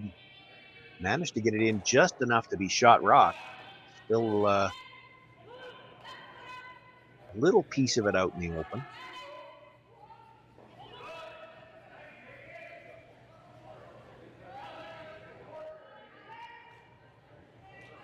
They're dropping in the house now. It's Andrew Stefera in the hacks, already down at the hacks. They can make a play on the stone that was just delivered. Hard to keep the shooter there.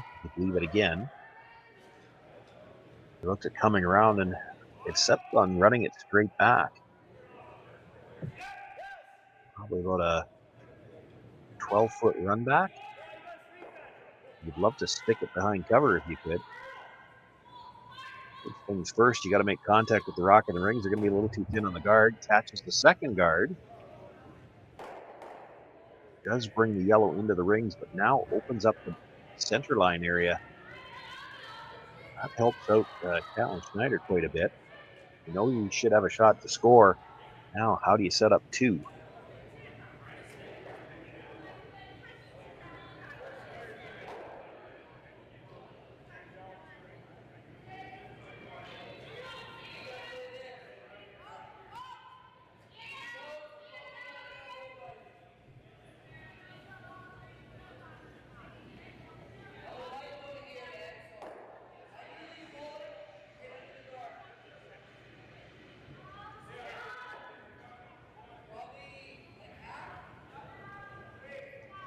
Catlin Schneider thinking they can get to that shot stone with enough weight to roll under cover.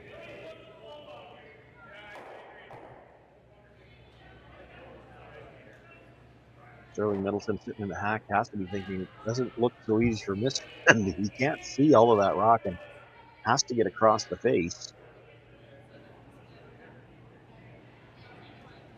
Stay right there, you leave a fairly easy double.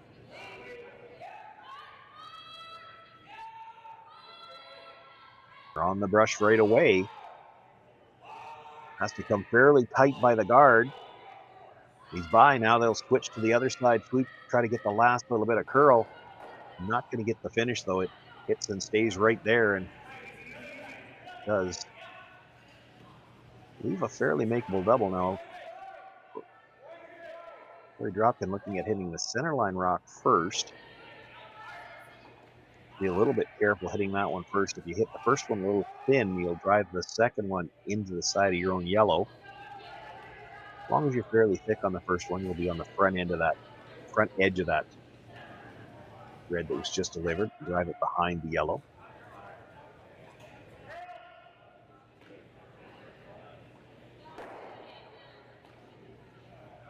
Half a rock or a little more should do it.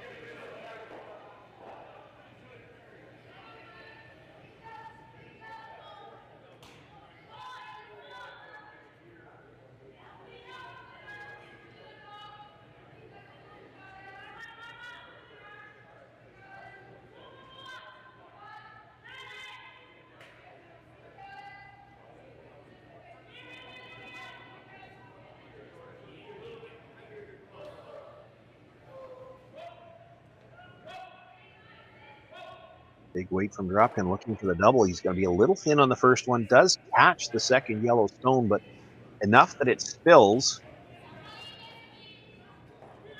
Just the one yellow in the rings now. There is still a corner guard for Catlin Schneider. Decision to make. Boy, I thought you might see him come around here. Glanced over there, but didn't think about it too long.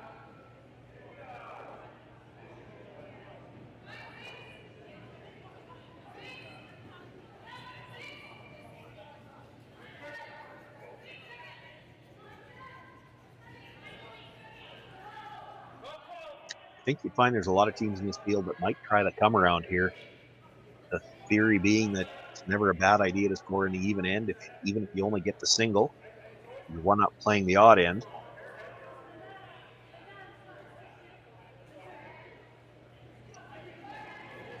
You're really committed by playing this hit if you're going to try to blank the sixth, and now you're tied up playing 7 again. You don't want to get forced.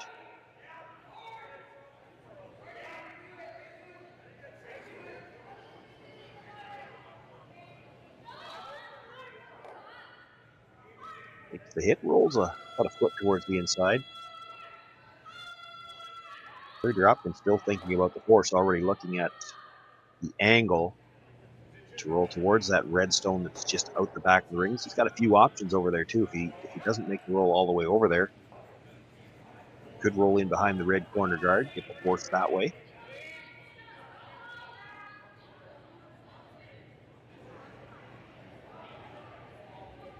Needs about an 8-foot roll, actually a little bit longer because it's on the angle, to get in front of that red stone that's out the back of the rings. So going to throw this with some up weight again. Hits it a little thick, doesn't roll all the way there, and gets behind cover. You get the force that way.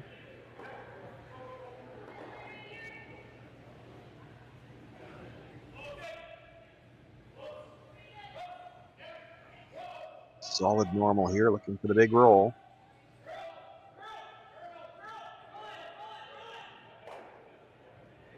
Makes the hit on the brush to try to jump it across. Ends up in behind the cover, actually might have poked a little bit out in the open. Catlin Schneider's going to have to make a decision. Is it worth the risk to try to blank this end, or do we have to take our single now?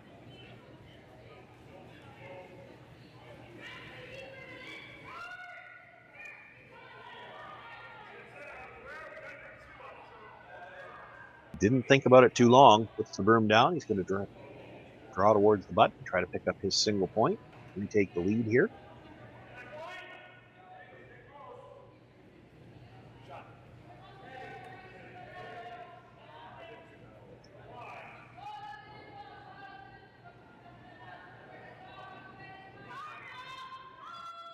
Nothing but singles on the board so far in this game, one blank end. Catlin Schneider looking for one more single here in the sixth to take the lead.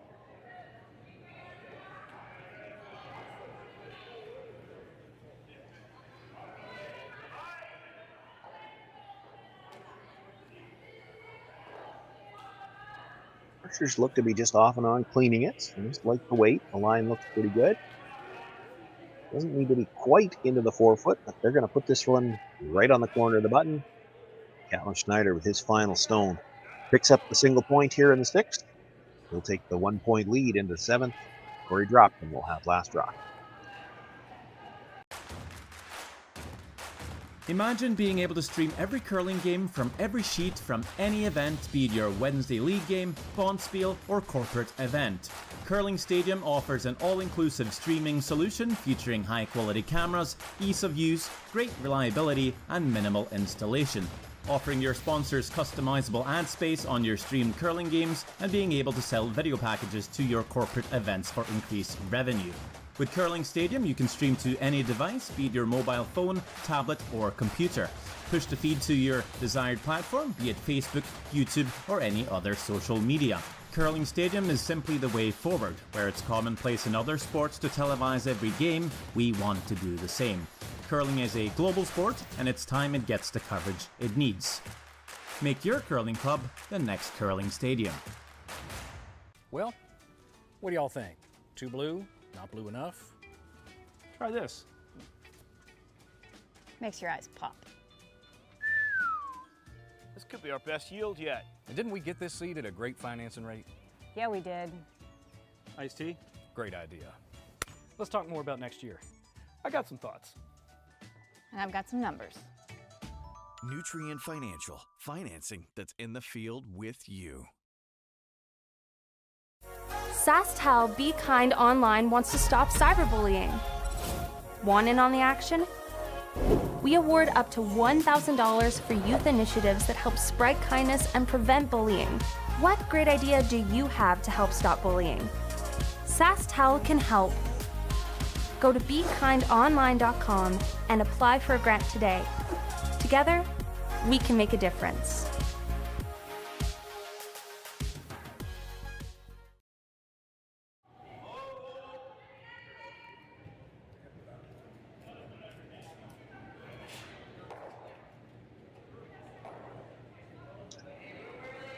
A couple of outstanding shots to finish things off in the sixth end. A nice hit and roll by Korey Dropkin, forcing Catlin Schneider to draw to the corner of the button, pick up his single.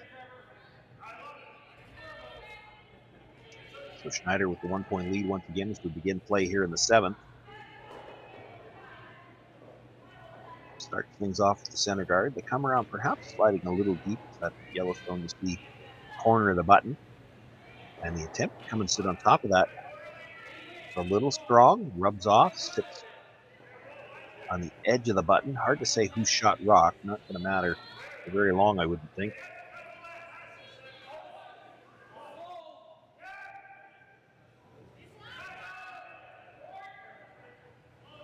Room for Thomas Howell to make a play on this stone. Indications to try to roll a little bit to the open side here. Keep the two Yellowstones separated.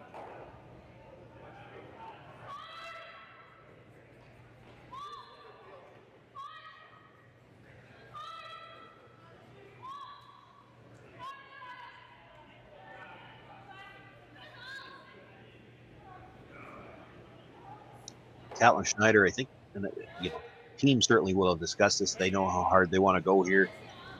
You want to play for a force. There might be some thought here that even if we give up two, at least we've got last rock in the eighth.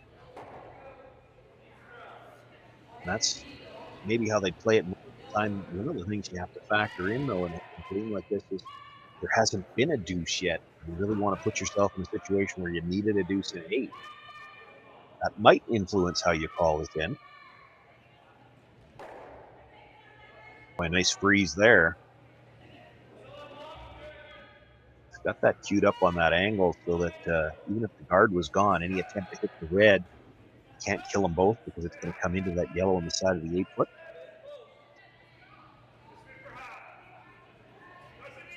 Mark Fenner going to look to come down. Not just sit on those, he needs to break up that angle a little bit, even if he taps the yellow back and it's not shot anymore. Right now, everything in the house favors Catlin Schneider. He's got to change this angle.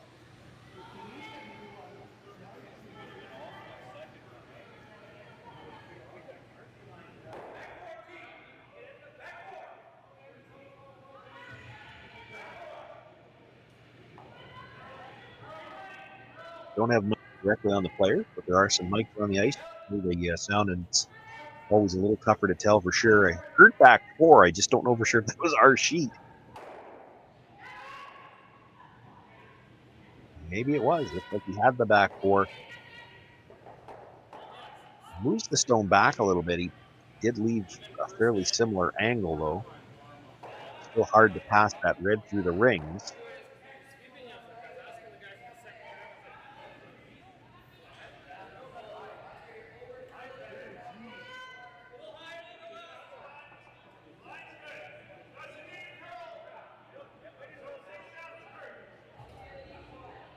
Catlin Schneider indicating they'd like to come around again, and I'm not sure whether he wants to. They could bump those again, bump the red back to the freeze on a shot stone at the back.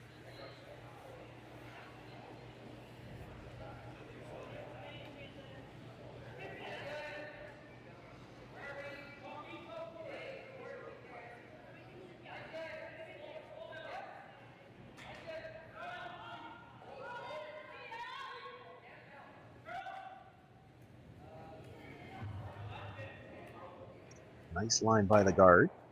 Going to actually get just a little bit past the yellow, or maybe too much past the yellow. Doesn't get on top of the yellow at all. Ends up cornered on the red. And that leaves an angle, red to pass the stone at the top of the button through the rings. Now the one that was just delivered isn't going to go anywhere, but it doesn't have a good angle if it's there by itself.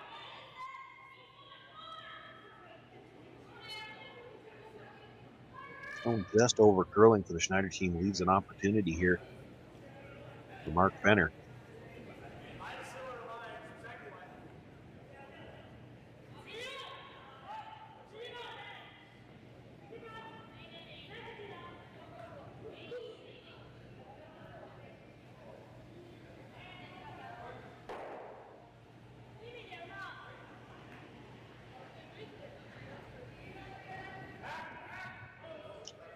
Still quiet weight. The only one he can kill is the redstone at the top of the button. That would be second shot. I'd like to keep his shooter in front of the other one, though. He might not have enough weight to pass this through. Just bumps to the back of the 4-foot and didn't leave a great angle at the front. Probably better for the Schneider team than it is for the Dropkin team. Looks to be yellow sitting 1 at the corner of the button. I think it's the red stone at the top of the 4-foot. Second shot right now. Seems to be the indication from Catlin Schneider as well.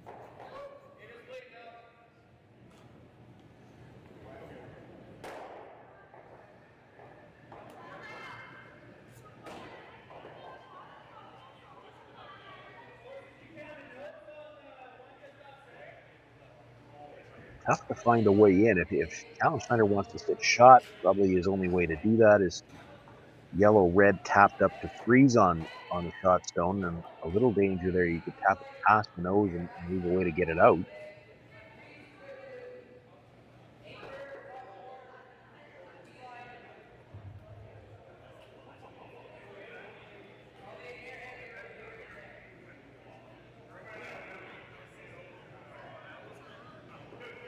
We're looking to move something here.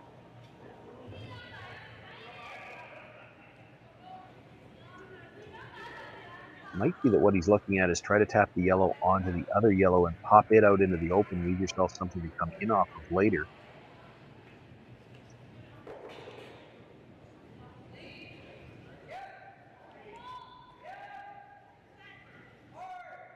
On the brush right away.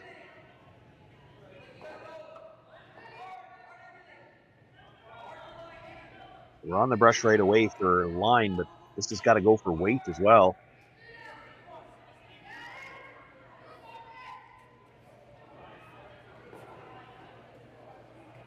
Comes up a little short of those two rocks in the ring, or 3 at the top of the forefoot, I guess. Sits in the 12. Does provide some protection, but he doesn't change the angles.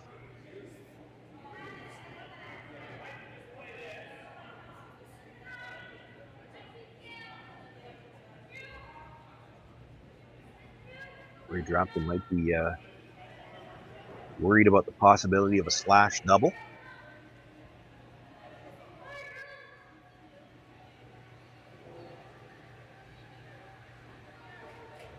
Really at the point in the end where it's almost too late for them to try to peel any guards.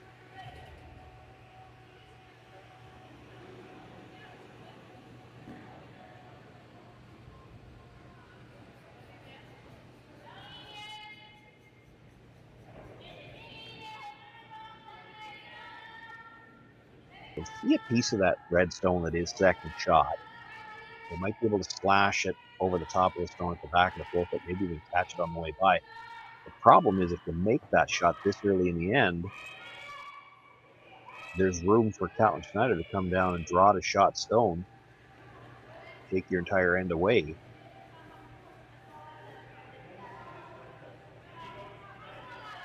But what do you have on the other side? Like, there might be a double for Catlin Schneider right now. How do you take that away?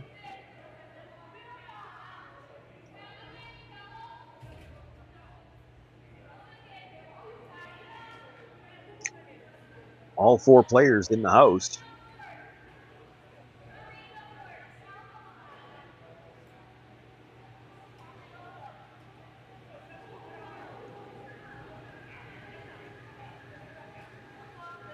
Just on the first or the third stones. There are a lot of stones left to come in this end.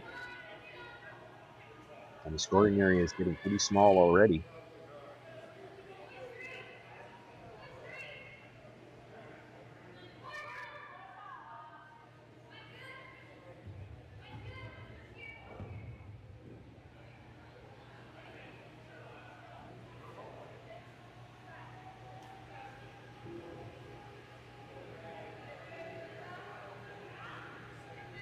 They have decided they're going to make a play on the guard. It's just, you try to play this into the rings, or do you just straight peel it? I think maybe the indication when they're playing the out turn is they're just going to straight peel that guard.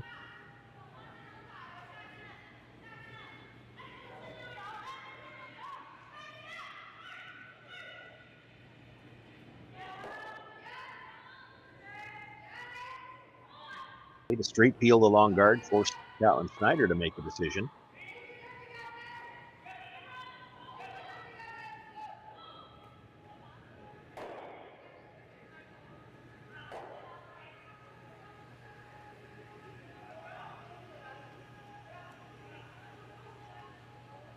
Catlin Schneider's going to ask. At least one player, looks like all 3 are coming down from the other end to take a look at these angles. There's a double there, might even be a triple. Problem is, you start eliminating rocks this early and you can end up with a blank. He doesn't want that. Looking at the indication there might be the red onto yellow onto red to tap the frozen. The angle's not perfect for that, so it's really delicate. If you tap it a few inches too far, they'll leave room to get it out.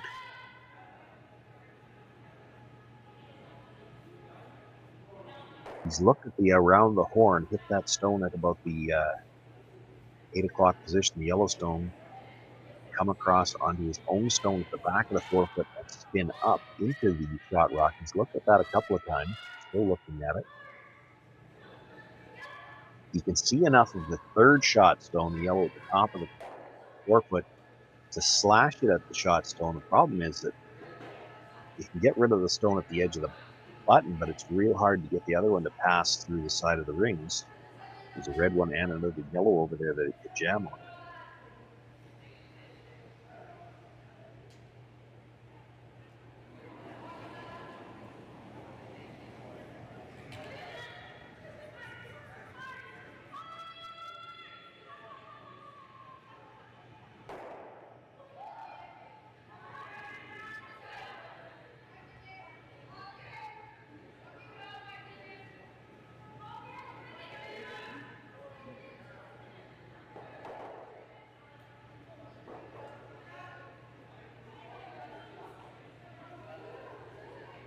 Possible what they're discussing now is to play that slash, but maybe not play it with as much weight. Just try to move the yellows and create a pocket where that yellow-red combination at the top of the forefoot can never leave the rings. It's an option, a very tough shot, so I think they're going to move the ones at the top. It's probably the first one they looked at. It's their easiest way to get shot rock. It's still a delicate shot. That yellow-red combination at the top of the forefoot is angled a little bit past the nose of the red at the side of the button. So you can't bump this too far, or you'll leave room for Andy Stapera to get to the inside of it.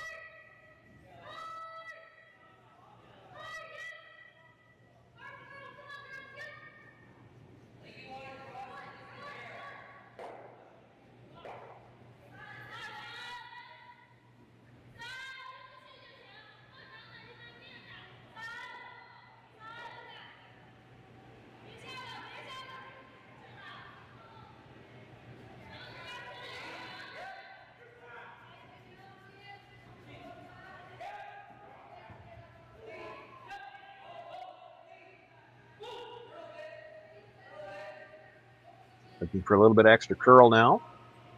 Red onto yellow, onto red, tapping it up the throws, and then did bump it just a little.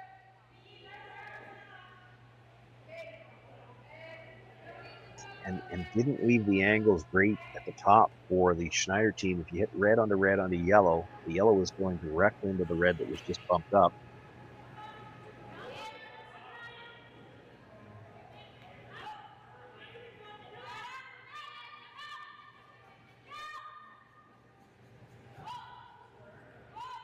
Korey Dropkin indicating not only will it go into that, but probably spins back into the middle. He might be sitting 3 in the forefoot and with a little bit of protection in front of them and some staggered rocks.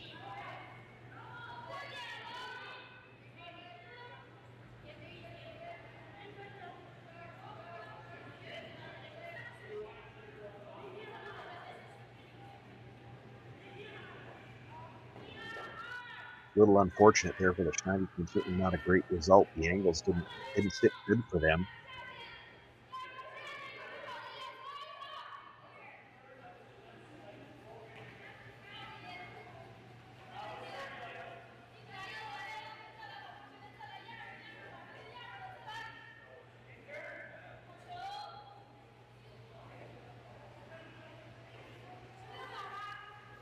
Looks like with that boom, they're going to throw a little bit of weight at this. Probably normal hit weight, maybe about a 9.5. Try to hit just a sliver on the broom side. Red, onto the yellow, onto the red at the corner of the forefoot. Shooter will roll just to the broom side of the center line. Protect your yellows in the rings. You could be sitting 3 after this and not leave a good angle.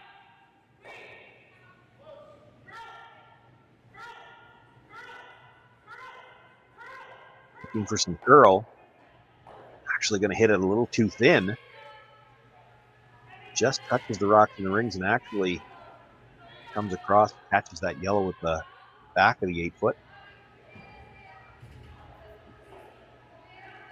A bit of a dodgy bullet there for the Schneider team.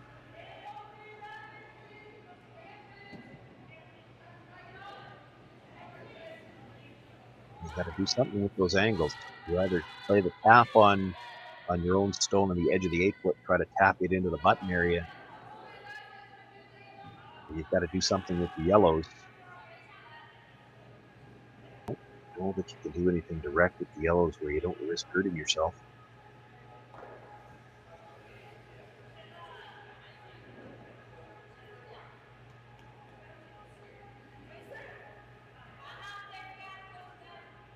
could, I guess, play the tap on the red at the top of the 8-foot, just try to tap it up enough to leave it in the pocket of the 2 yellows and change the angle that way.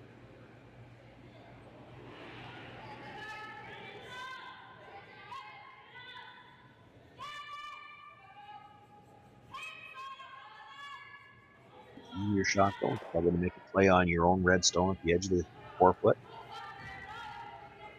2 ways you could do it. You could play it as a draw, try to tap it to frozen on the yellow at the back, or you could just play it as a straight hit. Everything at the top of the 4-foot is staggered, so if you jam this on the yellow at the back of the 4-foot, kill it. There's no real great angle to drive a stone onto the red one where it will be.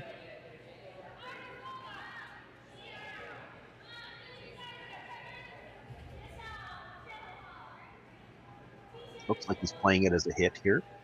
Hard to say right now who's got third, but I think it's the yellow at the top of the 4-foot.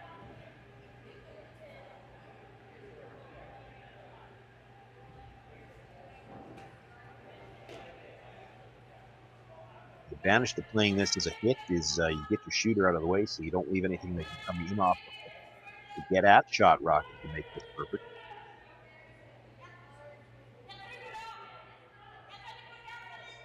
We're on skip stones here, so this is a shot where if you make it, really Korey Dropkin's only got one chance to try to set something up. He's got to try to score with his last one.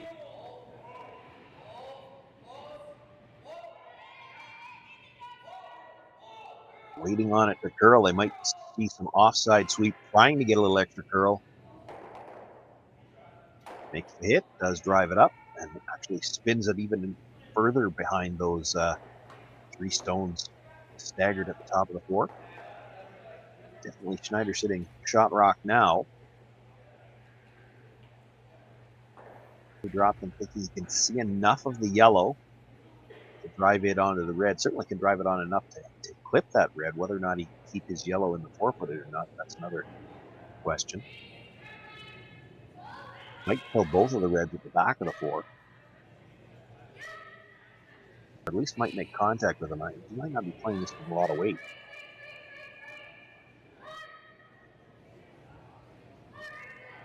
Doesn't really need to kill either one of those reds, just needs to get them out of the 4-foot.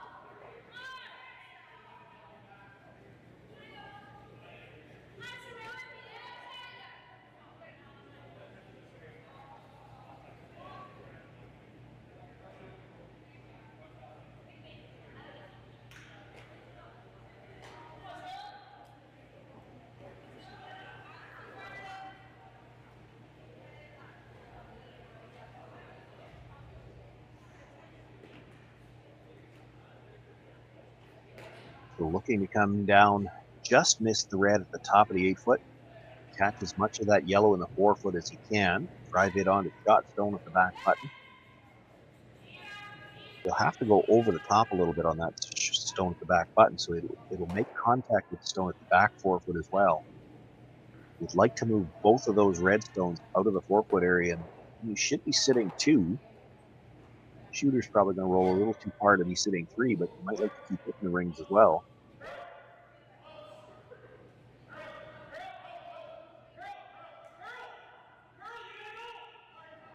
Got one calling for curl and one calling whoa. They end up deciding that they need the curl as much as they can get. Hits a little thin, drives it by the 2 stones in the 4-foot. So now it's definitely Catlin Schneider sitting 2.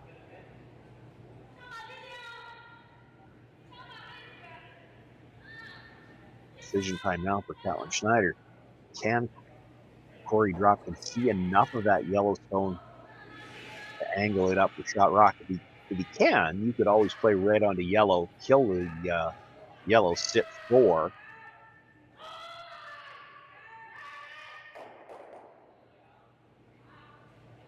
Don't think he can see enough of that rock, though.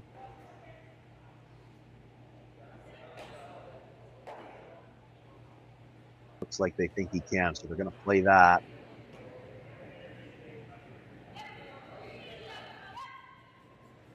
Probably was some discussion about just exactly where do we want to hit that. Shot rock is just behind the key line, so if you can hit this in a way so that you can take away both paths. Probably a nose hit on the red. Your shooter stays right there, so then the intern path to get to the back of the button won't be there, and after the red kills the yellow, it should roll to the other side of the center line. You might be able to take away both paths to get at shot rock.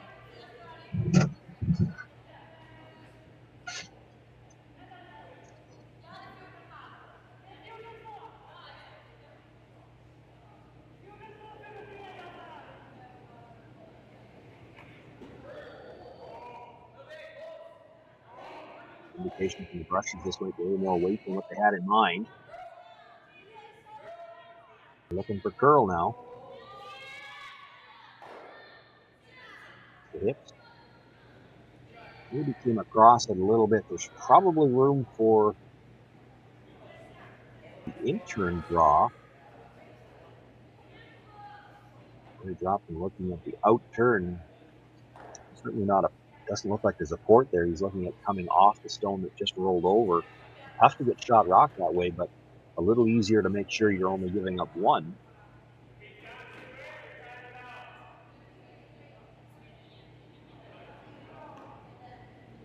Falling down for the hack in an indication of what it looked like to them.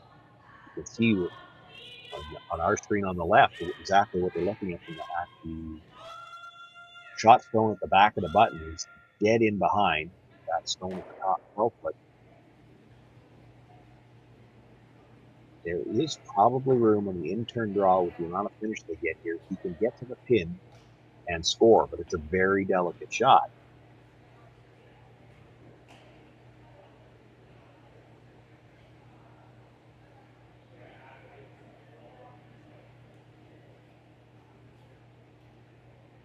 This looks like he's just playing the hit and roll on it was actually third shot. And probably conceding one here. I don't know that you'd ever dare risk hitting that thin enough. Won't be throwing big weight at this, I wouldn't think.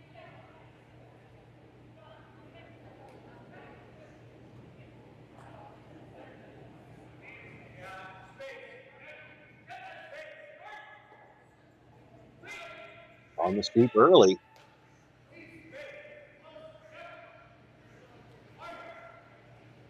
You buy the first one, as long as you're sure you're not rolling out. The thinner you can hit that second one, the better you might have a chance to score. Boy, it's spun in at the end, but I think it is still a steal of one. Nice attempt by Korey Dropkin to give it a spin at the end. Almost picked up the single. It's a steal of one, though. Catlin Schneider will open up a 2-point lead for the first time in this game. Korey Dropkin with last rock in the 8th.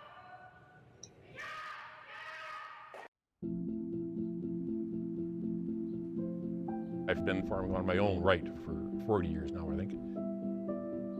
It's a very wholesome enterprise. You have very, very busy periods when you have to go hard. So many of our windows are so tight that you just can't afford to miss a couple days of seeding. When a producer places their trust in us, that when it's time for them to be able to make their living, we're going to be there. That's a tremendous responsibility that is not a one-day-a-year thing, right? In order to actually deliver on that, you have to build your processes and you have to build your team and you have to have a mindset of operational excellence, because there's a lot of things that can go wrong. And it's our job to make sure that they don't go wrong. Or if they do go wrong, that we can fix it before it affects our customer.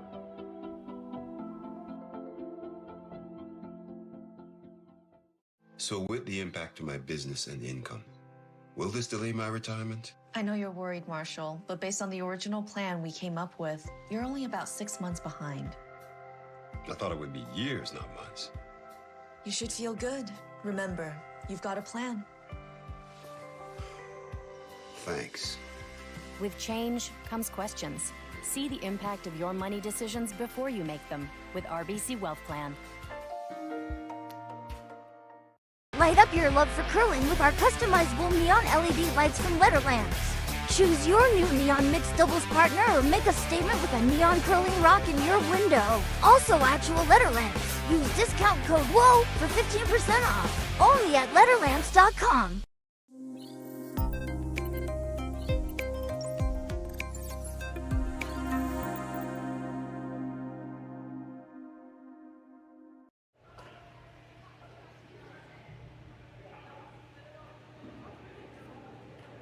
John Joyce with you here live on SaskTel Curling Stadium.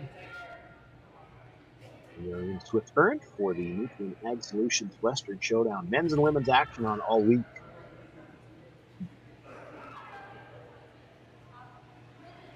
First draw for the men here this morning. 8th and perhaps final end between Korey Dropkin and Catlin Schneider, and what has been an entertaining game here on this Thursday morning. First steal of the game coming in the 7th end. Catlin Schneider with the single point. Also opens up the first 2-point lead of the game. He dropped in his last rock as we play here in the 8th. We'll look to at least try to get his deuce.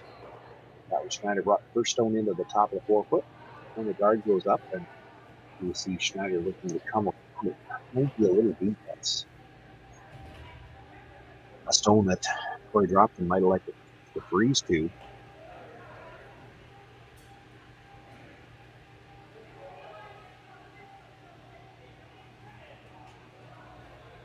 Waiting for the indication. There you'll see the point from the skip of this team, Andrew Silvera, going to throw the second corner guard on the other side.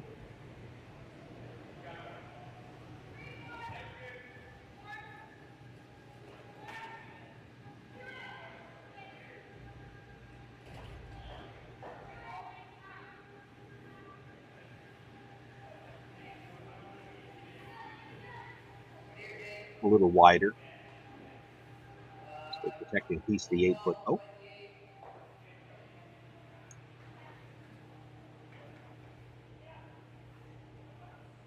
Catlin Schneider would dearly love to start feeling those guards. You can't. Still just the 5th stone of the end.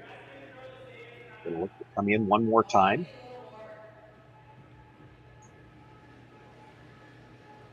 Trying to put some rocks in position where the Dropkin team's going to have to deal with them eventually, and you hope that you'll force the Dropkin team to eventually group their stones, and you can make a double and perhaps hold them to one that way.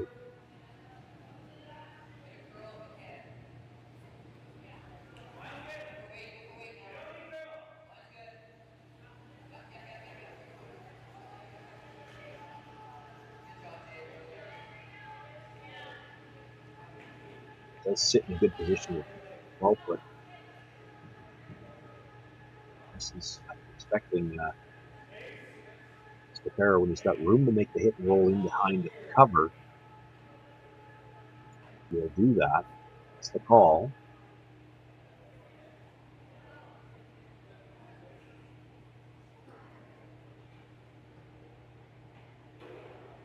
Possible here for Mark Benner, the way these stones in the house are situated.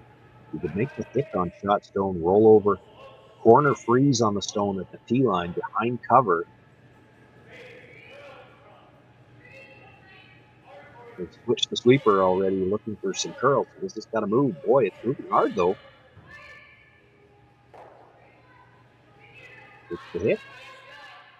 Does come across, leaves himself a nice angle on that red stone. The first stone, the one that hit, stays for shot rock at the back of the 4. I believe the drop in Yellowstone, top the 8, is second shot right now.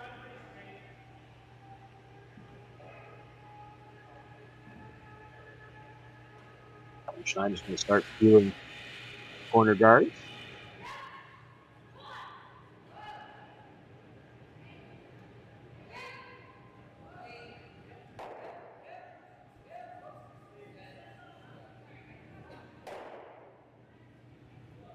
Jason Ginter with the hit, rolls the shooter all the way across, now to play.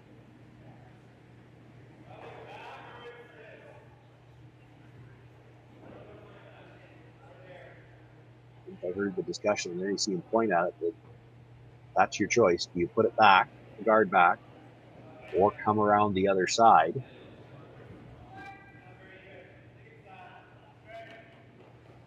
think you're ever freezing the open one back and forth.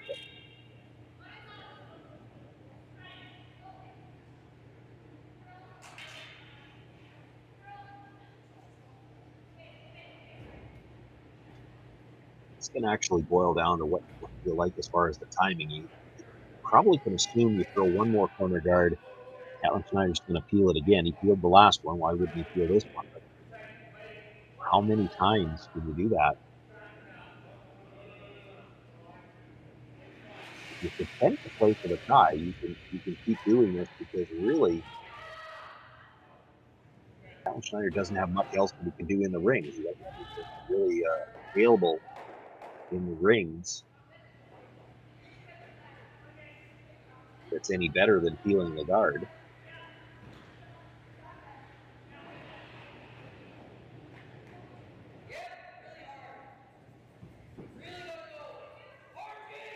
They've been a little tight on the line. They jumped the sweep on this right away. Will overcurl it. Overcurls it badly, drives it onto the redstone in the rings, and leaves it in play. It is still the red at the back of the 4-foot sitting shot rock. I do believe the yellow at the top of the 8-foot is second shot. So a chance here for Andrew Farah throwing the third stones to hit and sit for 2. Could try to roll over behind the corner guard. It would not be second shot if they did that. It's really hard for Schneider to make a direct play on shot stone right now.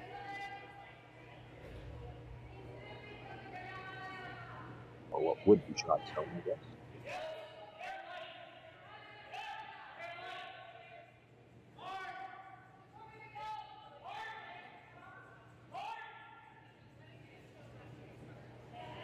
And the sweep on this most of the way down. Makes the hit, stays right there. So he does sit 2.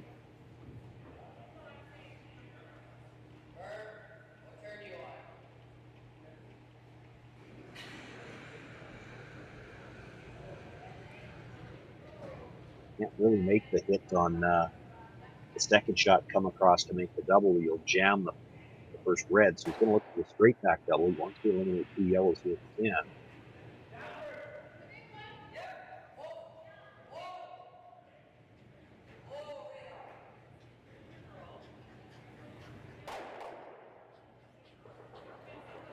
Feels a little on that one and just jams the second stone. Does leave the red as second shot right now.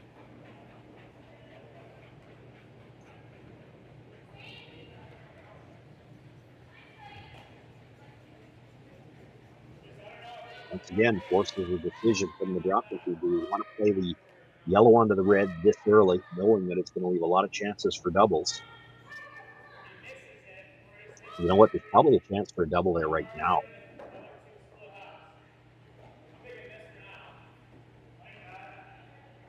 Korey Dropkin thinking to play the come around for now. There is some risk for Catlin Schneider in attempting the double, which is his best way to get out of trouble as well.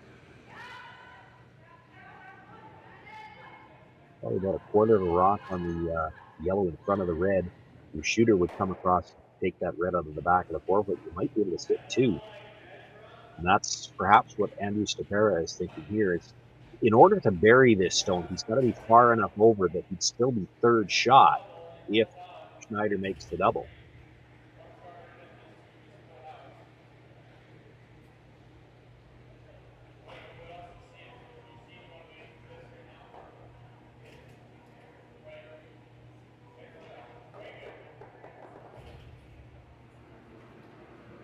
Looks like they've decided to make a play on the yellow. Not going to throw it with big weight. Even just a draw tap. Indication from Korey Dropkin is they were still looking to hit it on a bit of an angle, so probably trying to move that red. Just move it back a little bit.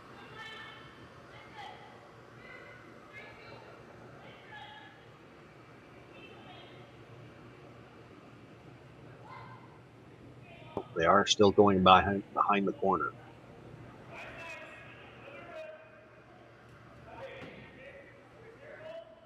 This was the shot Korey liked initially.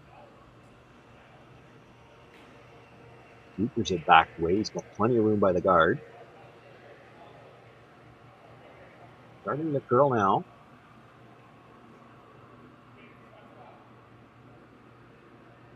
Put a piece around the guard at least.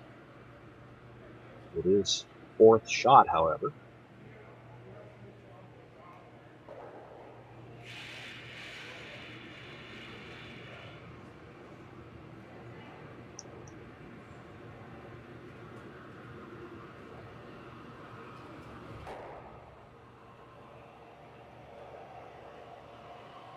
Catlin Schneider looking at making a play directly on shot stone right now. And the danger of this is that if you play shot stone now, you're never going to get a chance at a double.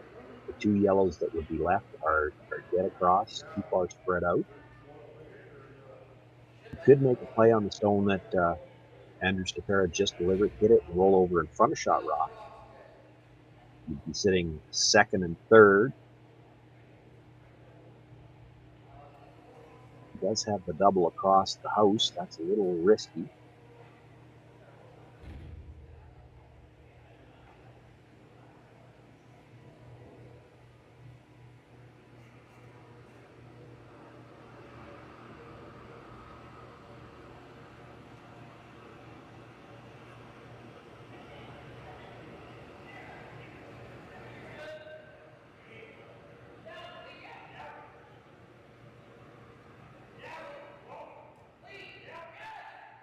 Catlin Schneider with his first stone here in the eighth, looking to hit and roll behind the corner.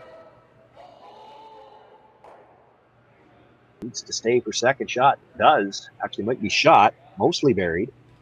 Definitely behind the tee line though.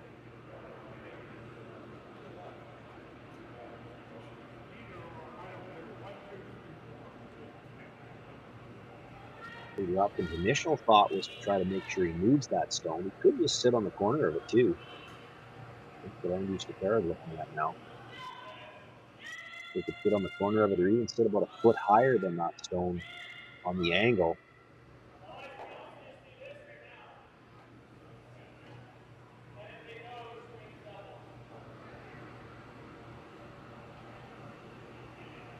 Also looking at playing the yellow onto the red on the other side, try to spill the yellow into the back of the forefoot for shot rock, knowing that if Catlin Schneider makes the nose hit on that, you might have a double left for your last one that would be for potentially three, I believe.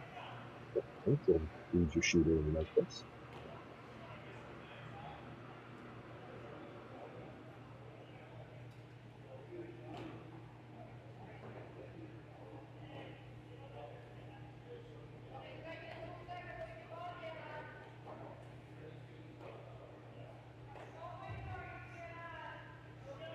Looking at the overhead, the yellow-red combination on the left side from the overhead. He runs the yellow onto the red, hitting it just on the center line side a bit, the red stone. That yellow stone that he's running back will roll across into the forefoot area. Nope, he's going the other way.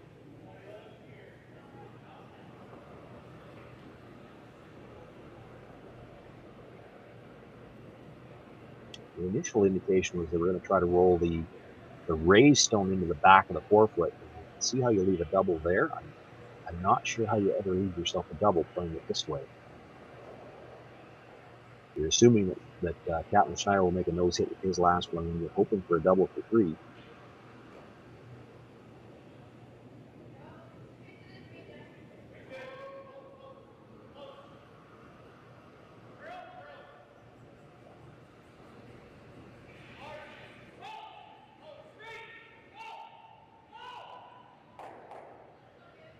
He ends up driving it straight back. Looks to be Schneider still sitting one. And once again, he's got a decision to make. He's got a double available. He makes the double. His shooter's probably staying up high enough that Dropkin would have to make a play on shot stone to just move it back and get his deuce for the tie.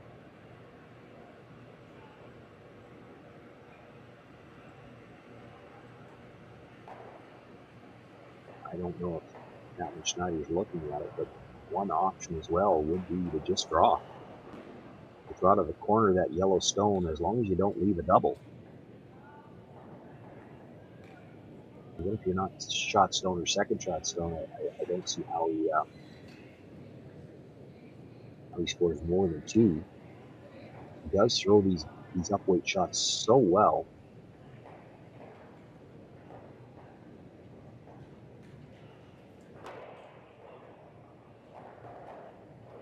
So with that broom location, I'm thinking he's trying to throw enough weight to hit this just off the nose on the center line side and see if he can't roll his shooter in and sit 2.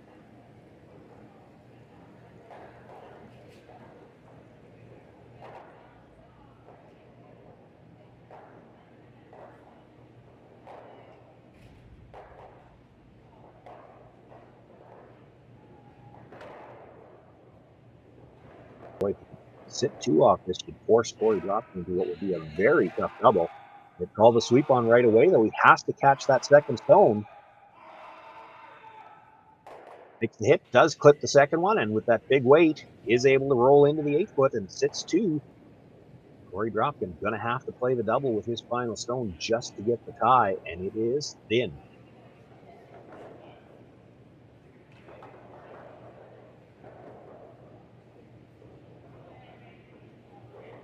Really thin here. You see him indicating with the broom he only needs to hit about 1 inch of that rock.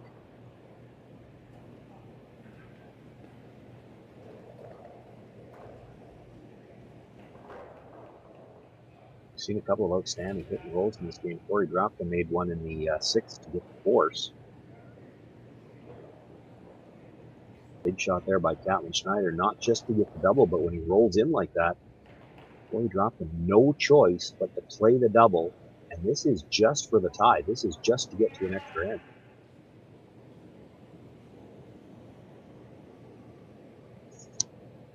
Such a tough shot. You could almost make this and still spin out over the top.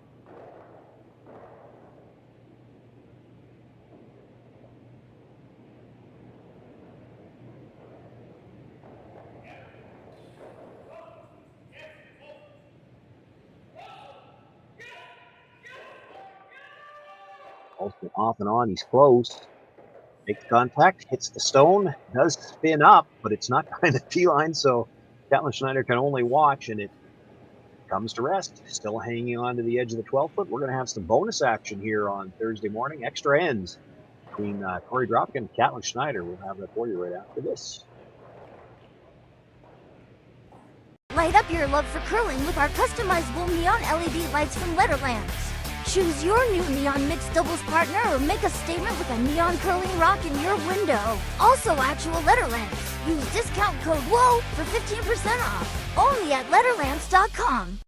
We asked Saskatchewan what they know about 5G. More speed, more innovation. It's gonna make our lives a whole heck of a lot easier. This is what 5G looks like.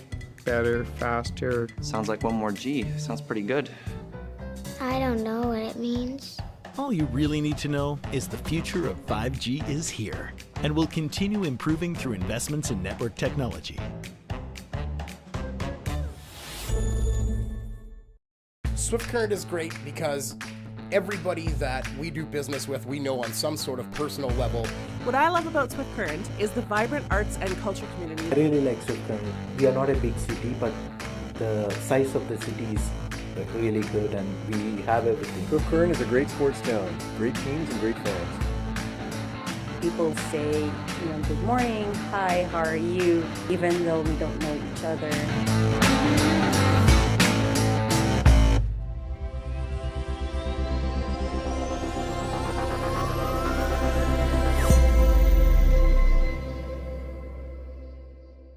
So with the impact to my business and income, will this delay my retirement? I know you're worried, Marshall, but based on the original plan we came up with, you're only about 6 months behind.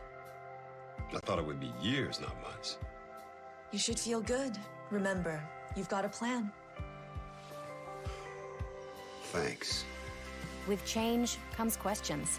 See the impact of your money decisions before you make them with RBC Wealth Plan.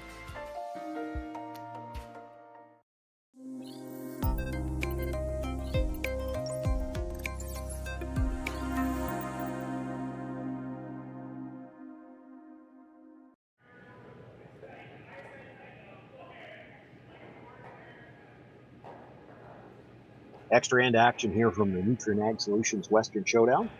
John Joyce with you here on the SaskTel Curling Stadium. A couple of outstanding doubles to finish things off in the 8th. Won by either team. Catlin Schneider with a nice double to roll in, forcing Korey Dropkin with a paper thin double of his own. Just hangs on to the edge of the 12-foot, picks up the 2 points he needed for the tie.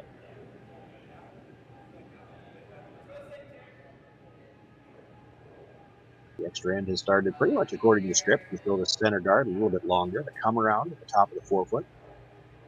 The second center guard, now Alex Horvath, will look to come around once again.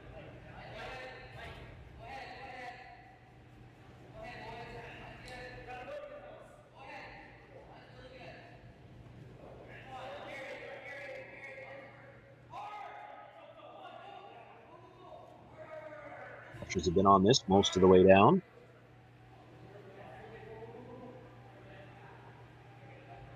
Not able to get it by the tighter yellow guard, just rubs off it. Does leave the shooter in a not bad spot for the Schneider team. They can see just all of it, so might be able to promote it later on if necessary. Mark Fenner's going to look to come down, sit on the base of shot stone right now. Might look to move it behind the tee line as well. This is the 5th rock at the end, so the Schneider team going to start looking to move those center guards on the next one.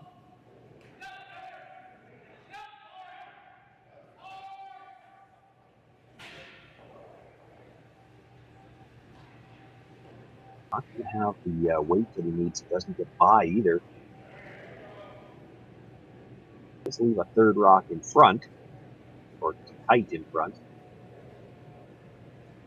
Schneider's going to walk up and ask Jason Ginter to remove the long center guard.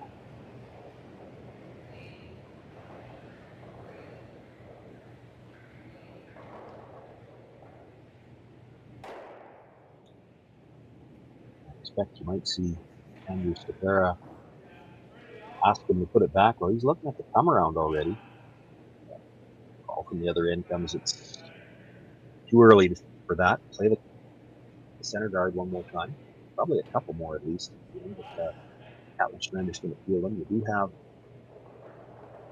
the one yellow that you could promote at the shot rock, and there's yellow red near the center line are overlaps, so you can use those like a guard.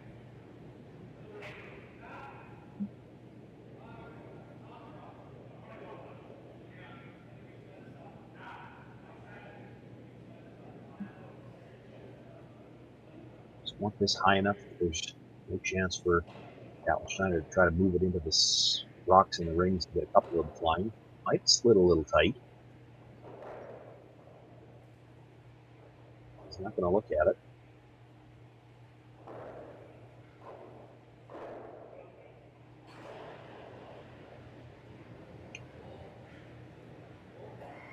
Just asking Jason Ginter to straight peel the guard that was just thrown.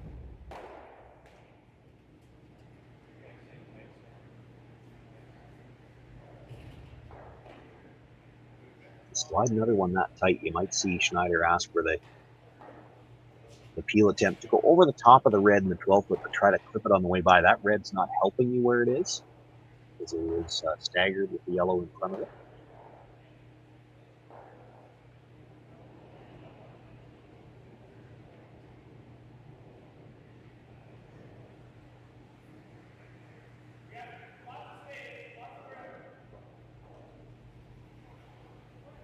You probably wanted this rock a little bit higher. You saw the brushers jump on it right away, so they might have felt like the string a little bit, but it looks like it's going to come into a nice depth. Has good line, lined up to that stone in the center line.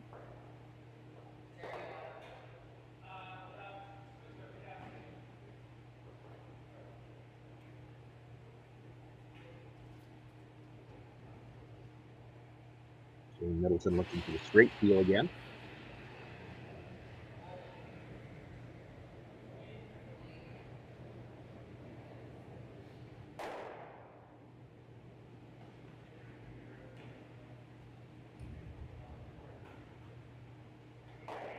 decision time for the Dropkin team. This is all about the time. You could throw one more guard, or you make your play into the rings now.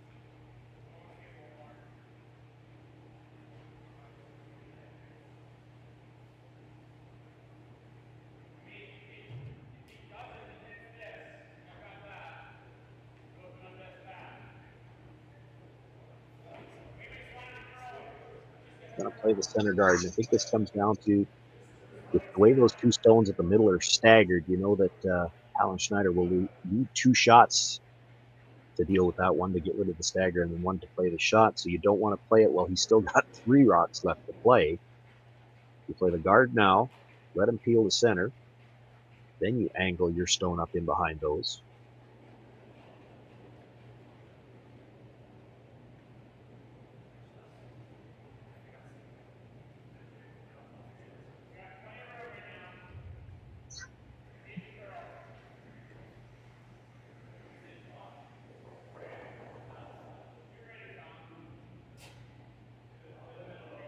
Has to line this up with the stone on the center line. Doesn't want to leave any kind of chance for Catlin Schneider to deal with that stagger right now.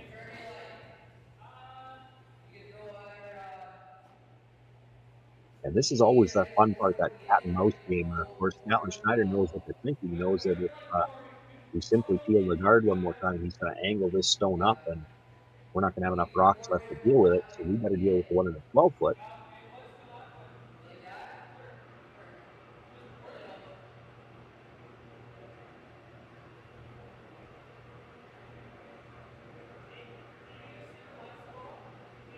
Question here, almost we think, where do you want to roll with this? Probably room on the out turn for Dropkin to come around everything to the back of the button behind cover.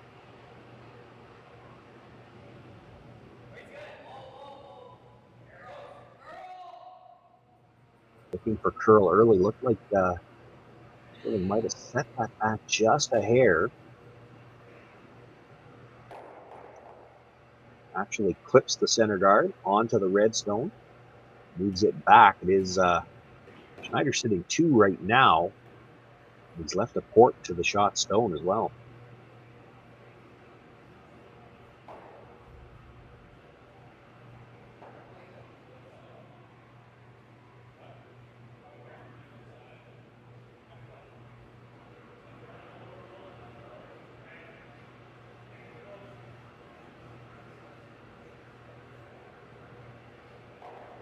Korey Dropkin, you can get through that port, get the shot rock, perhaps roll under cover.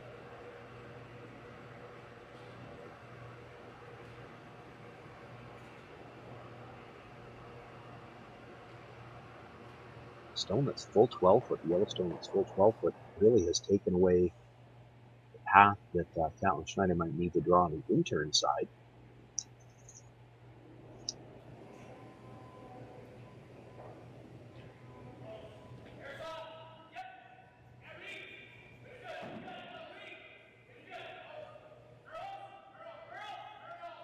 We're on the brush early now, looking to switch sides, get a little extra curl, wants to get the flop in behind cover.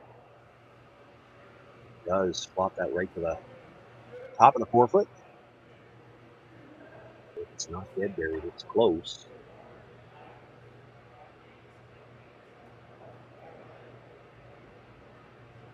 Schneider looking at playing the port, I think. I thought he might look at the slash. The thing about the slash is even if you jam it on the red over on the side, you open up the in-turn side for the draw for your last one.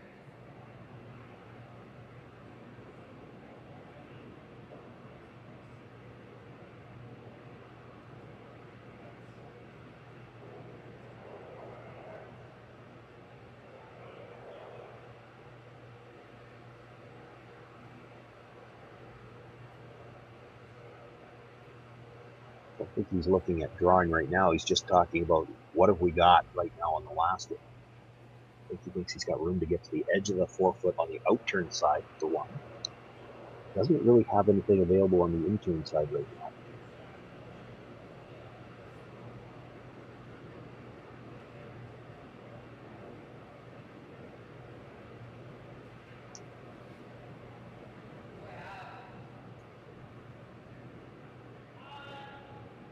can see a sliver of the shot rock, but you're going to lose your shooter. Korey Dropkin comes around from the out turn side. You don't have anything on the in turn.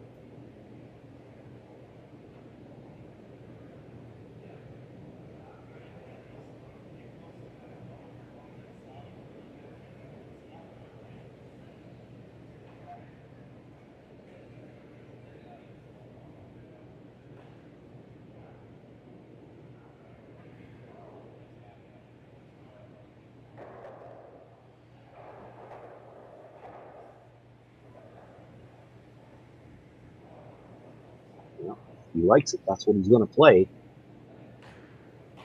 Can't see very much of that stone. We have seen a lot of the draws come this direction in the game. So playing this in turn towards the center on the odd ends. He should know the line.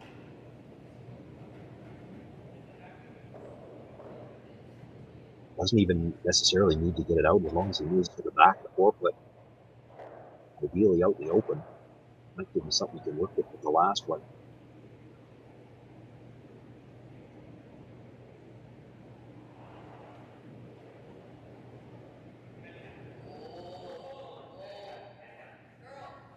Might have had a little bit of an outward motion on the release, called them off right away, and already looking for curl. Starting to move, and they might have made this curl too much. Boy, gets by the top one, and enough to move it back. It does clip the edge of that red stone. Yellow stays for shot rock.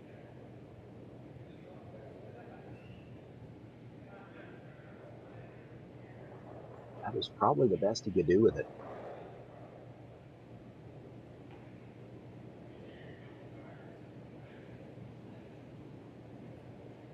Does leave room for Korey Dropkin to play the out-turn draw. Try to get right around that yellow stone at the top of the 12-foot.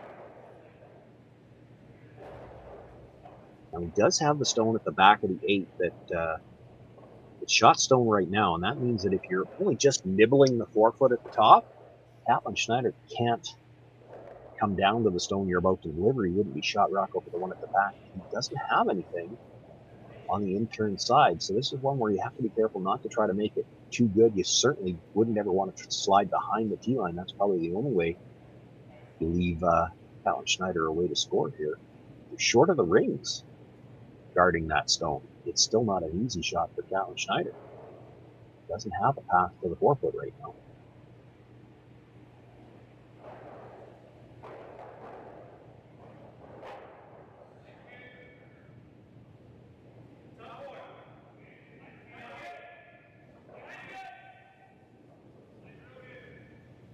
Hear them indicating they like the line as Coopers have picked up the brush a little bit. This is for weight now.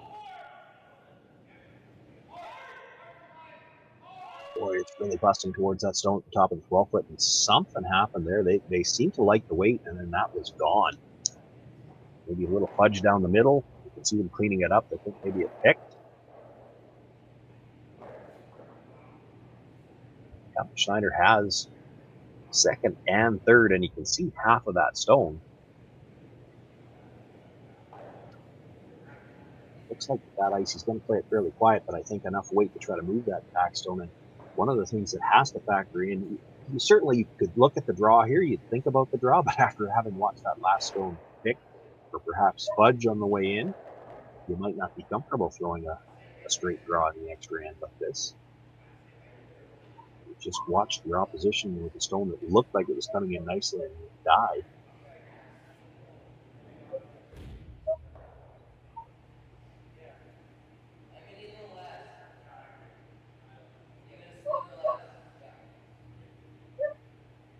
Tighten up the room now, so you have to think he's throwing the halfway there. That's certainly not enough ice to play it as a draw.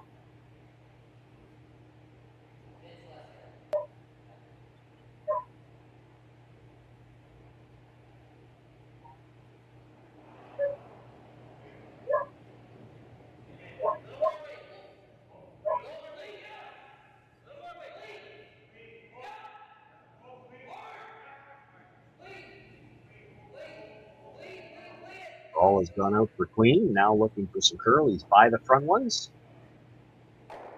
Comes down, does hit that stone at the back, rolls across, picks up 3, only needed the 1. That gives Catlin Schneider the victory here this morning. They'll move on in the A event. Korey Dropkin will move down to the B. I want to thank everyone for joining us here on SaskTel Curling Stadium. We will be here all day, every day, right through Sunday. Men's and women's action from the Nutrien Ag Solutions Western Showdown.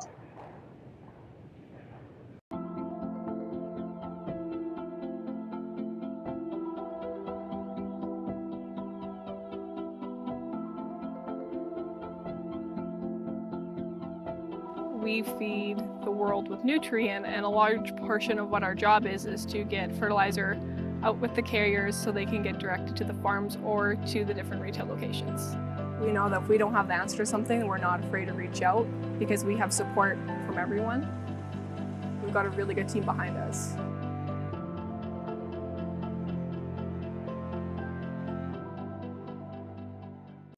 SaskTel Be Kind Online wants to stop cyberbullying. Want in on the action? We award up to $1,000 for youth initiatives that help spread kindness and prevent bullying. What great idea do you have to help stop bullying? SaskTel can help. Go to BeKindOnline.com and apply for a grant today. Together, we can make a difference.